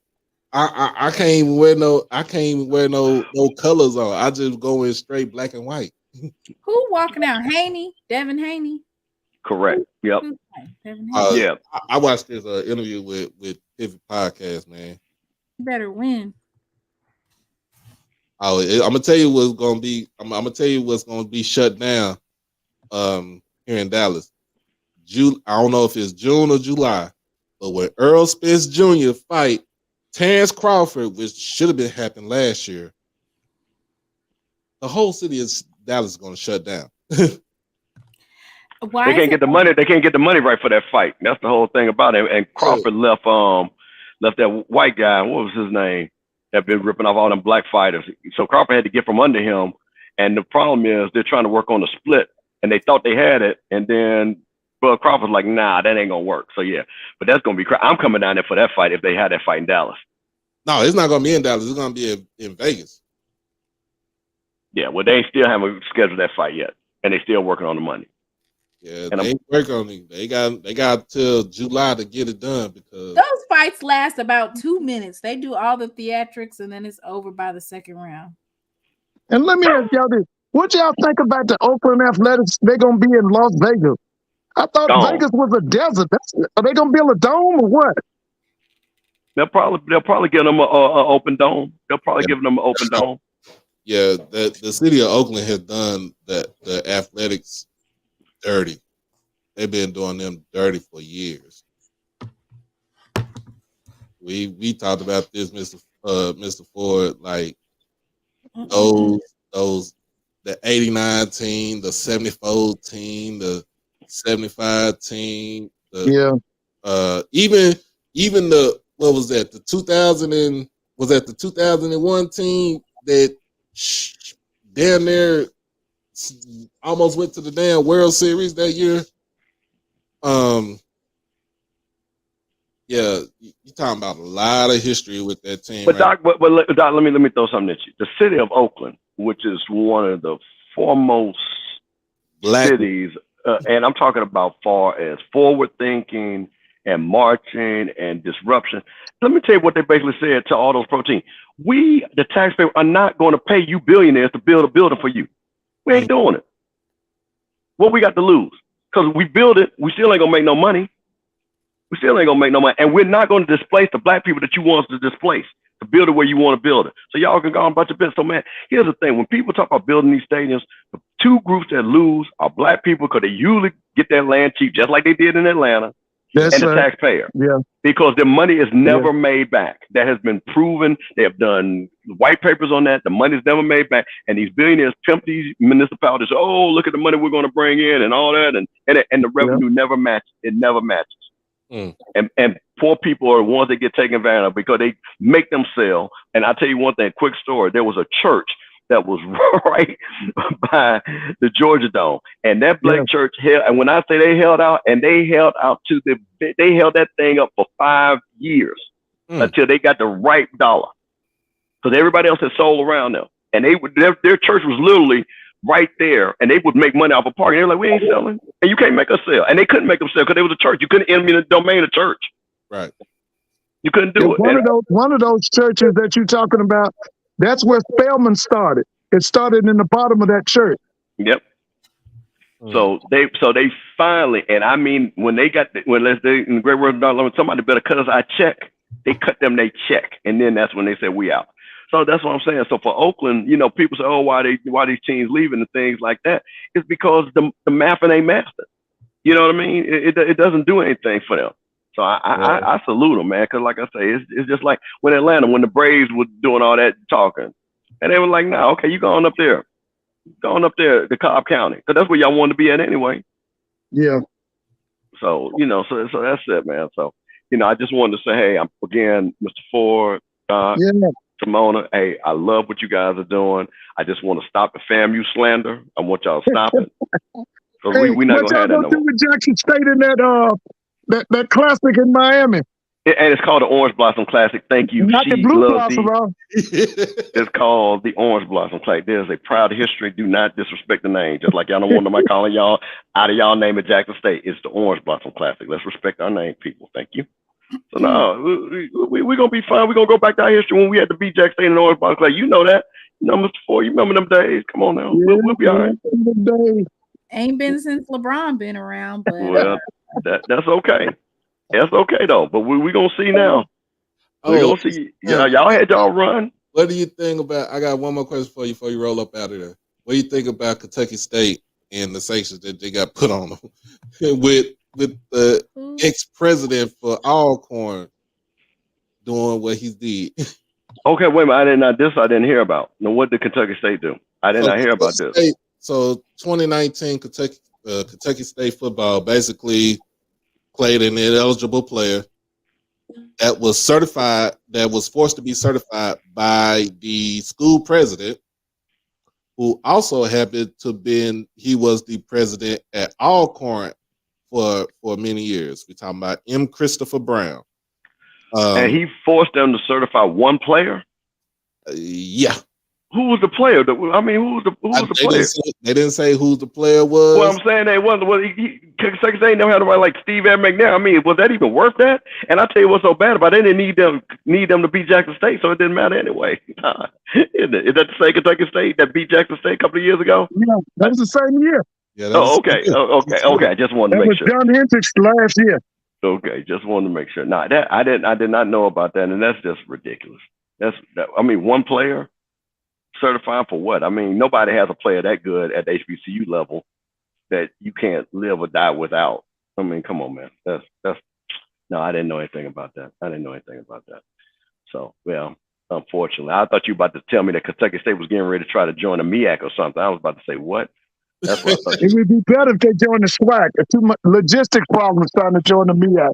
It would be easier for them to join the SWAC. Full. We don't need nobody else. We full. We don't need. Mr. Campbell was and Bethune-Cookman squeaked in. So listen. Wait a minute. A proud Jacksonian, Dr. Charles McClellan, and I quote, "It is Christmas in June because FAMU joined the conference, and we had to bring Bethune-Cookman along." That's what happened. So let's be clear. A Jacksonian. It is definitely Christmas in June, just like it's gonna be Christmas in September when we beat you again. So yeah. I definitely can't lie. That's definitely Christmas. Yeah, well, you just make sure. I don't want no excuses. You just make sure you in Miami.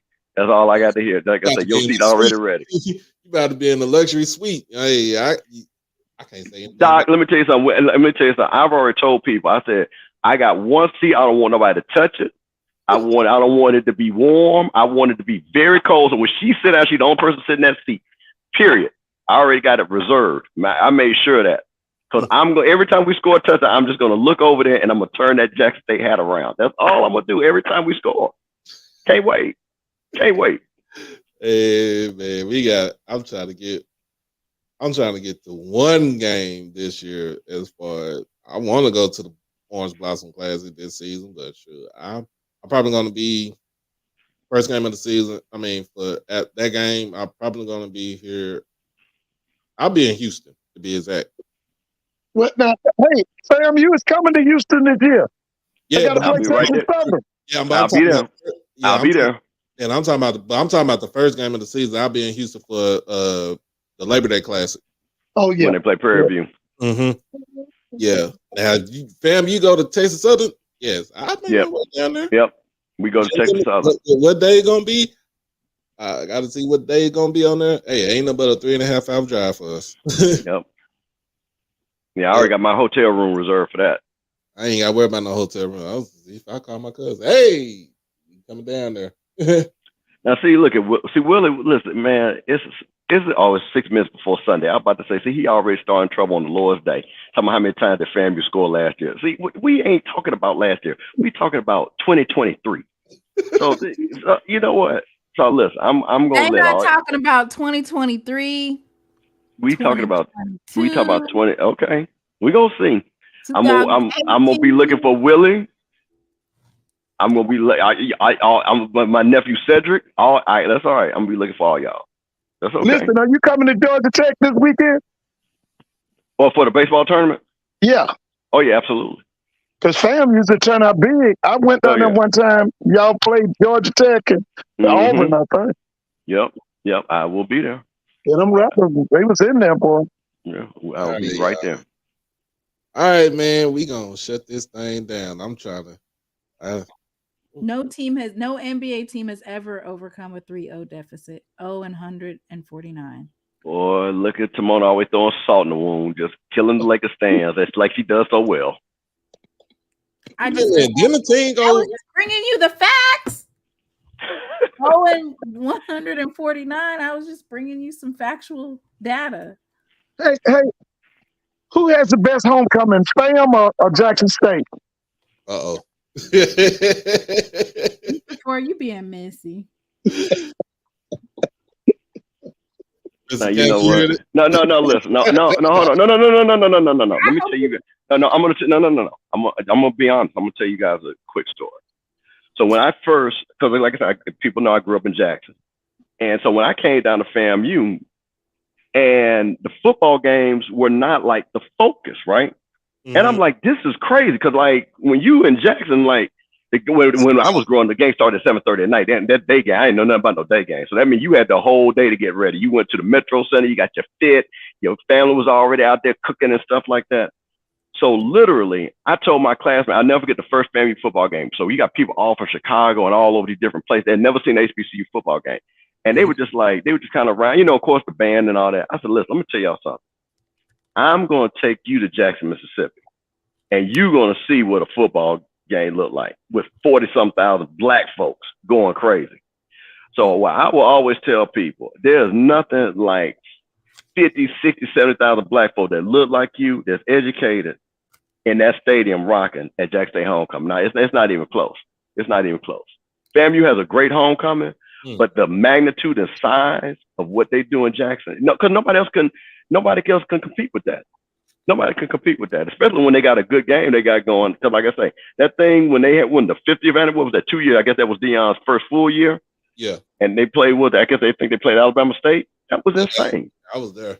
That was insane. So now FAMU has the second best homecoming, but I will give Jackson State that. Jackson State has the best homecoming because of the environment. No, I'm not over G-Ho. Listen, let me tell you something about them fools in North Carolina A&T.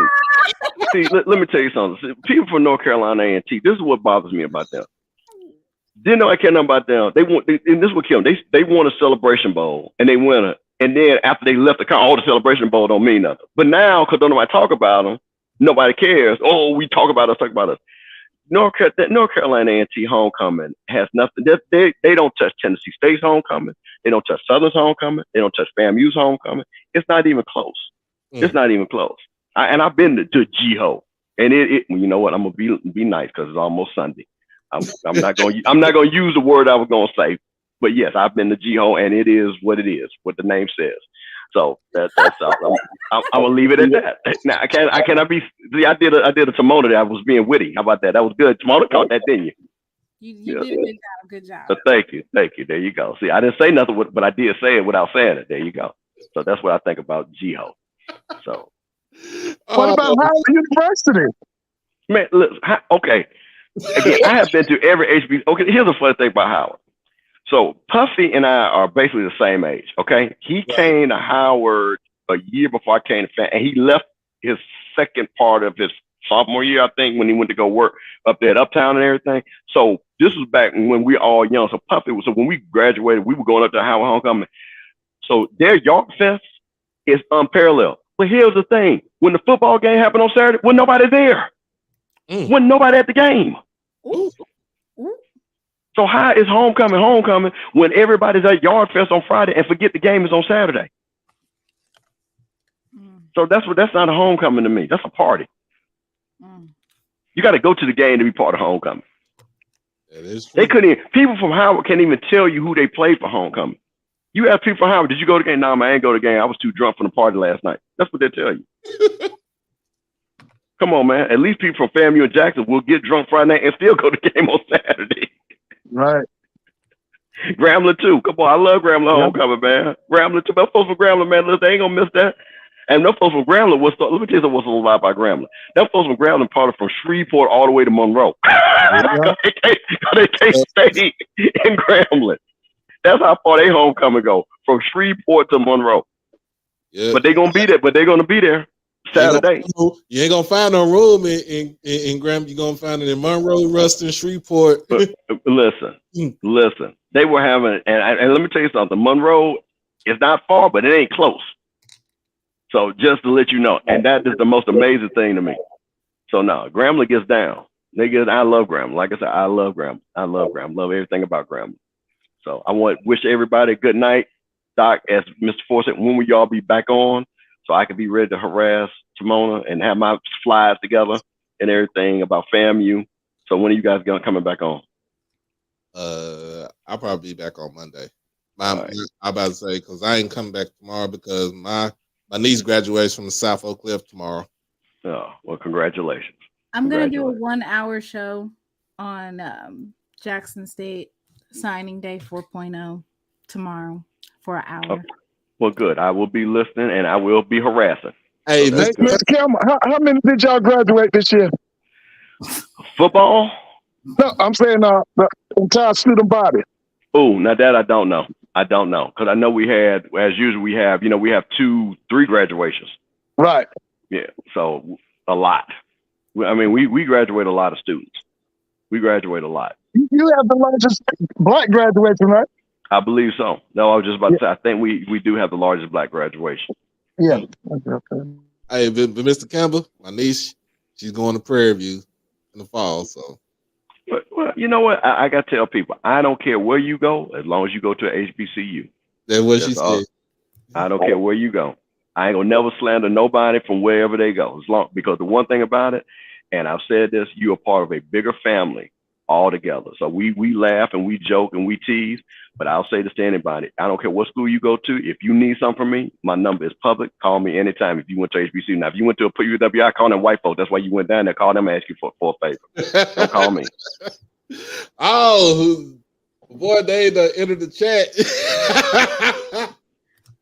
Oh Lord, I'm not putting them up because I'm getting ready to go off because Man, I ain't about to argue with no folks from North Carolina A&T because they coming out their hole. I'm gone, man. I ain't even about to do that. I ain't about to waste my time with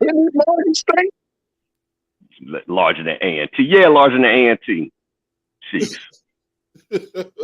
All right. Oh no, he said, yeah, larger than A&T. Peace. Dang.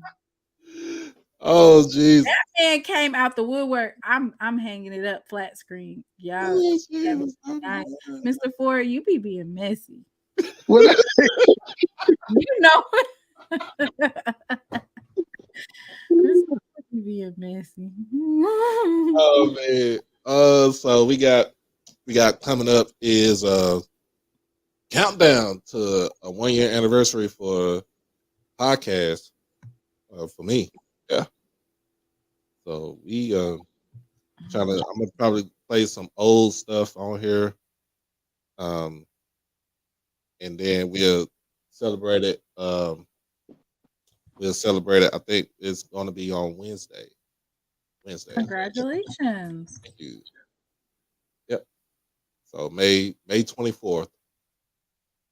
That's Wednesday or Thursday. It's one of them days.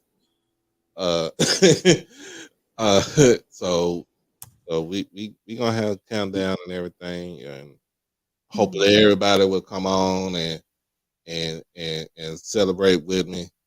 And then hopefully, because I think our year is gonna come up next year, as far as being like a duo. So we got some things coming into play.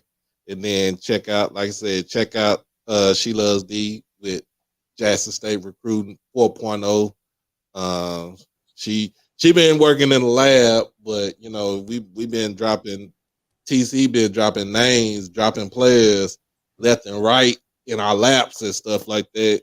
So she trying to keep up. She trying to keep up. It's every 24 hours we get 2 more recruits. I'm like, well, listen, I guess, next Friday is the first day of summer school. So I think there's a lot of kids that are getting ready to be on campus for summer school. So it's winding down to summer camp. We're less than 100 days away from kickoff. So I'll do like probably about 6 or 7 players for part 1. So Doc, when Colorado comes to TCU, you're gonna be out there cheering for Colorado? You trying to get me killed up in here, man. Hell, you know what? I'm not saying I'm a big TCU fan, but I do like the underdogs because TCU's always been an underdog to here in DFW, and of course SMU. But I'm gonna be cheering for TCU because I mean it's one of the home teams. Hey, Doc, how many games Colorado gonna win? By 4. Shoot, I'm with my boy Kelly. Shoot, by 4. We've already discussed this. Yeah, Sam Smith, TCU by 40. By 40. Yeah, we've already discussed this, Mr. Ford. We've already broke down their schedule. Yeah, I don't think they got a chance in hell. Ooh, fired up, TCU, fired up. Hey. Ooh. Ooh, they The got horn frog. 4 is still 4. I mean, but to be honest, 4 is still better than 1. What they had last year is better than 1. So you know what I'm saying. You gotta take baby steps. Gotta crawl before you walk. So our dark side defense at Jackson State, they're quarterback killers. Yeah. So I'm excited. Everybody's playing this little Jackson State this, Jackson State that. Oh, even Dave said he said they going 3-8. Colorado going 3-8. Wait, I can't wait. He said they going 3-8. Take that beating, he probably go. Oh man, You take that beating in the the Pac-12. Go pro. Man, then I know Prairie View. I know another game I'm going to here in Dallas. Prairie View supposed to be playing SMU, so I'm gonna go to that game too. It's over That's here. in Dallas. At University, Okay. University Park. So I'm gonna be amongst majority of white folks. Are you wearing Jackson State attire? Yeah. Okay. I mean, now if my niece is gonna be there, she wants me to wear PV attire, I will wear a PV shirt. That's about as far as I could take it. But you know, my niece says she want to come home and she want to go to the game. I'll tell her we gonna go, so she can get her full experience being a PV student, and we'll see what's gonna happen. After she graduates tomorrow, we don't have no other person in our family graduating for the next year and a half, 2 years, which is her sister. And she's talking about she wants to go to Jackson State. So I told her, Uncle will make that drive to Jackson, just like I would make that drive to Prairie View for your sister. So it's all up. Hey, Mr. Mona. Yeah. How bad y'all gonna be Southern this year? This is gonna be Easter eggs. Look, now see, this is you can't really play like that in Southern. You know, we're gonna be in Baton Rouge. You're right. They Second get game for them, right? They get a little, spicy down in Yeah. Baton. That gumbo gonna be cooking, baby. That jambalaya. I hope Coach Green can take another L. Maybe that L they took that year with what was that? Malachi Whiteman. Yeah, Malachi. Shador Sanders to Malachi Whiteman. That was that first year. And then the Southern quarterback to Shiloh Sanders to end the game. Yeah. Damn. They ain't shook back since. They haven't shook back since. Nah. I mean, but they done had a chokehold on us for like 8 years. So yeah, that was Dawson Odom. Why not return the favor? That was Dawson Odom. A lot of teams had a chokehold on us for like 7, 8 years. So we just giving it back to them. We just giving it back to them in a not so nice way. But other than that, man, we got stuff going on. The Celtics and the Heat play tomorrow. Yeah. Jimmy Buckets. Jimmy Buckets from Tomball, Texas. Yep. Yeah. Marquette, right? Marquette. Mm-hmm. Yeah. Yep. So we got some things going on.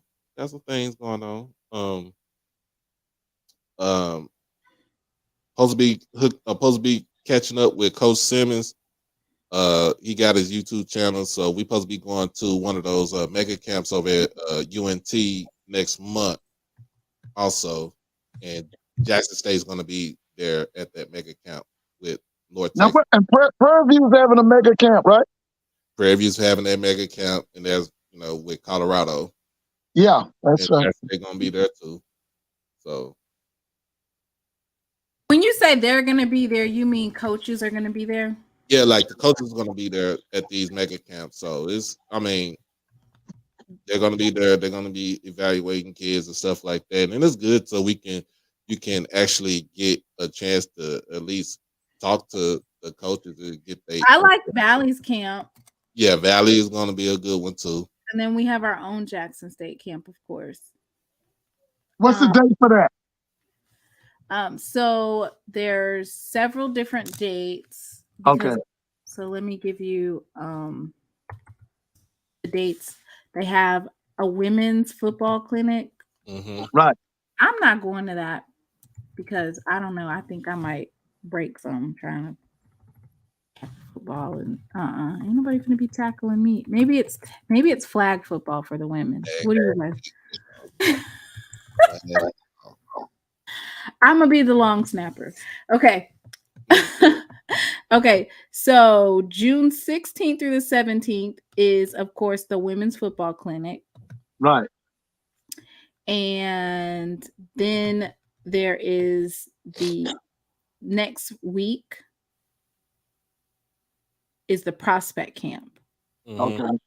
June 22nd. Uh-huh. And that's for the summer prospect camp.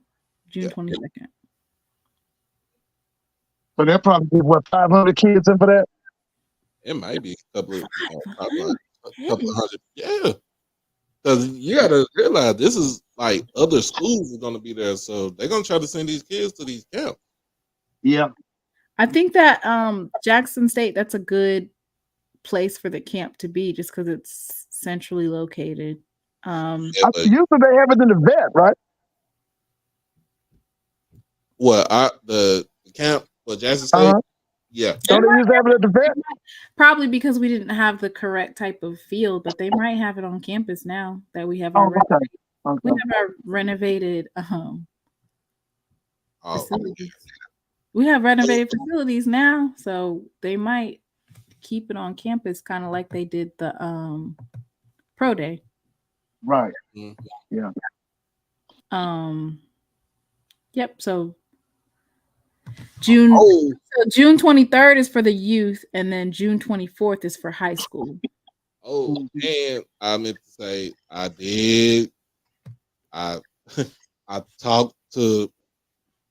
emailed Andrew Roberts, who is the director of media relations for the conference.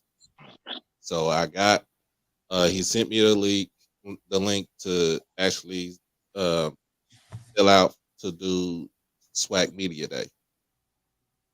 Oh, okay. Yeah. So I haven't gotten the word back from him yet because I know he's gonna scrub. They got to scrub the channel. They got to go through it, check the channel out and everything. But hopefully, I should get some good feedback. I should get something back from. I don't know about this week or this next week, but hopefully, it needs to be before Memorial Day. Just take my part out. Take all my stuff out. We'll be all right. I mean, how would he take your stuff out, Mr. Ford? You're bringing the historic. I'm mad with the conference office about that basketball tournament. Oh Lord, I'm mad with them about that.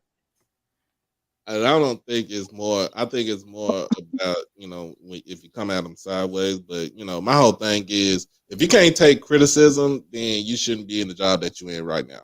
I'm gonna just say it just like that. If you can't, when y'all gonna invite the commission on the channel, Mr. Ford? Huh? We're not inviting the commissioner on the channel. Why? You want to talk to the commissioner at the meeting? You can talk to the commissioner maybe at the the media day, maybe. But as far as like it's Birmingham, right? Yeah, Birmingham. Birmingham, Alabama. Birmingham, okay. You want me to come to him with your concerns about the? Yeah, please tell him I want them brackets done better. Listen, Mr. Ford. You have to put a bid in for it. So if about the brackets or for the tournament? For the tournament to move to locations, you have. Oh yeah, no, I don't think they're gonna leave Birmingham. I really don't, because this mayor that's over there, he's trying to bring in as much HBCU athletics as he can. You talking about Mayor Woodfin? Because ain't he a HBCU alum also? Yeah, Morehouse. He's Morehouse. I don't know if I'll have to look at the logistics on whether or not it's financially beneficial to the HBCUs. But a lot of times I see that when they say this, they're doing it because of the economic impact for the city, but not necessarily for the schools. Right. Well, and we shall see. So hopefully I should get an answer back from them. And I'm gonna do the MEAC, and I'm gonna do all the SIAC, CIAA, see, word feedback on it. Why wouldn't you? You know what, Dave? Why wouldn't you invite the Comish on your channel? Good night, y'all. Y'all have a good night. We've been on. Okay. Y'all have a good one too. I'll address you calling me stuck on stupid during the next show, Mr. Oh Lord. Good Y'all oh, goodness, I got to go.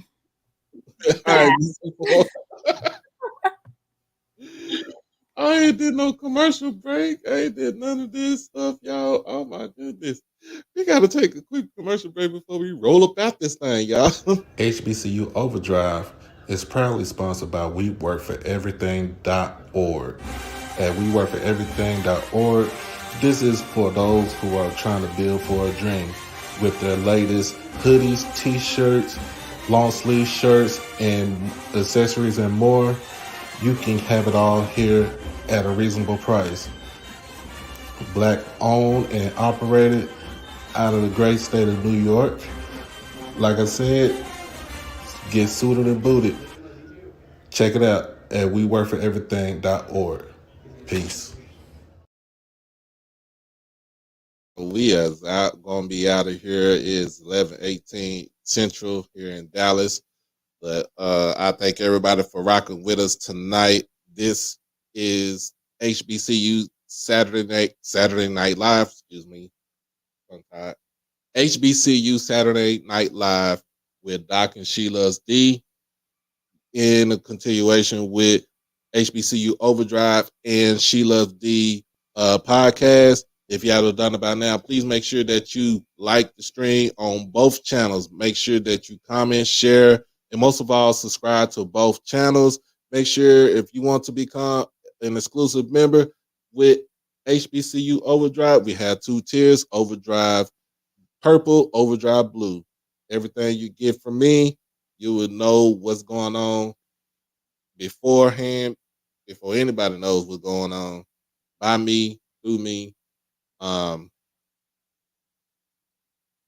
You get your money's worth. You'll get your money's worth. I'm just saying, just like that right now.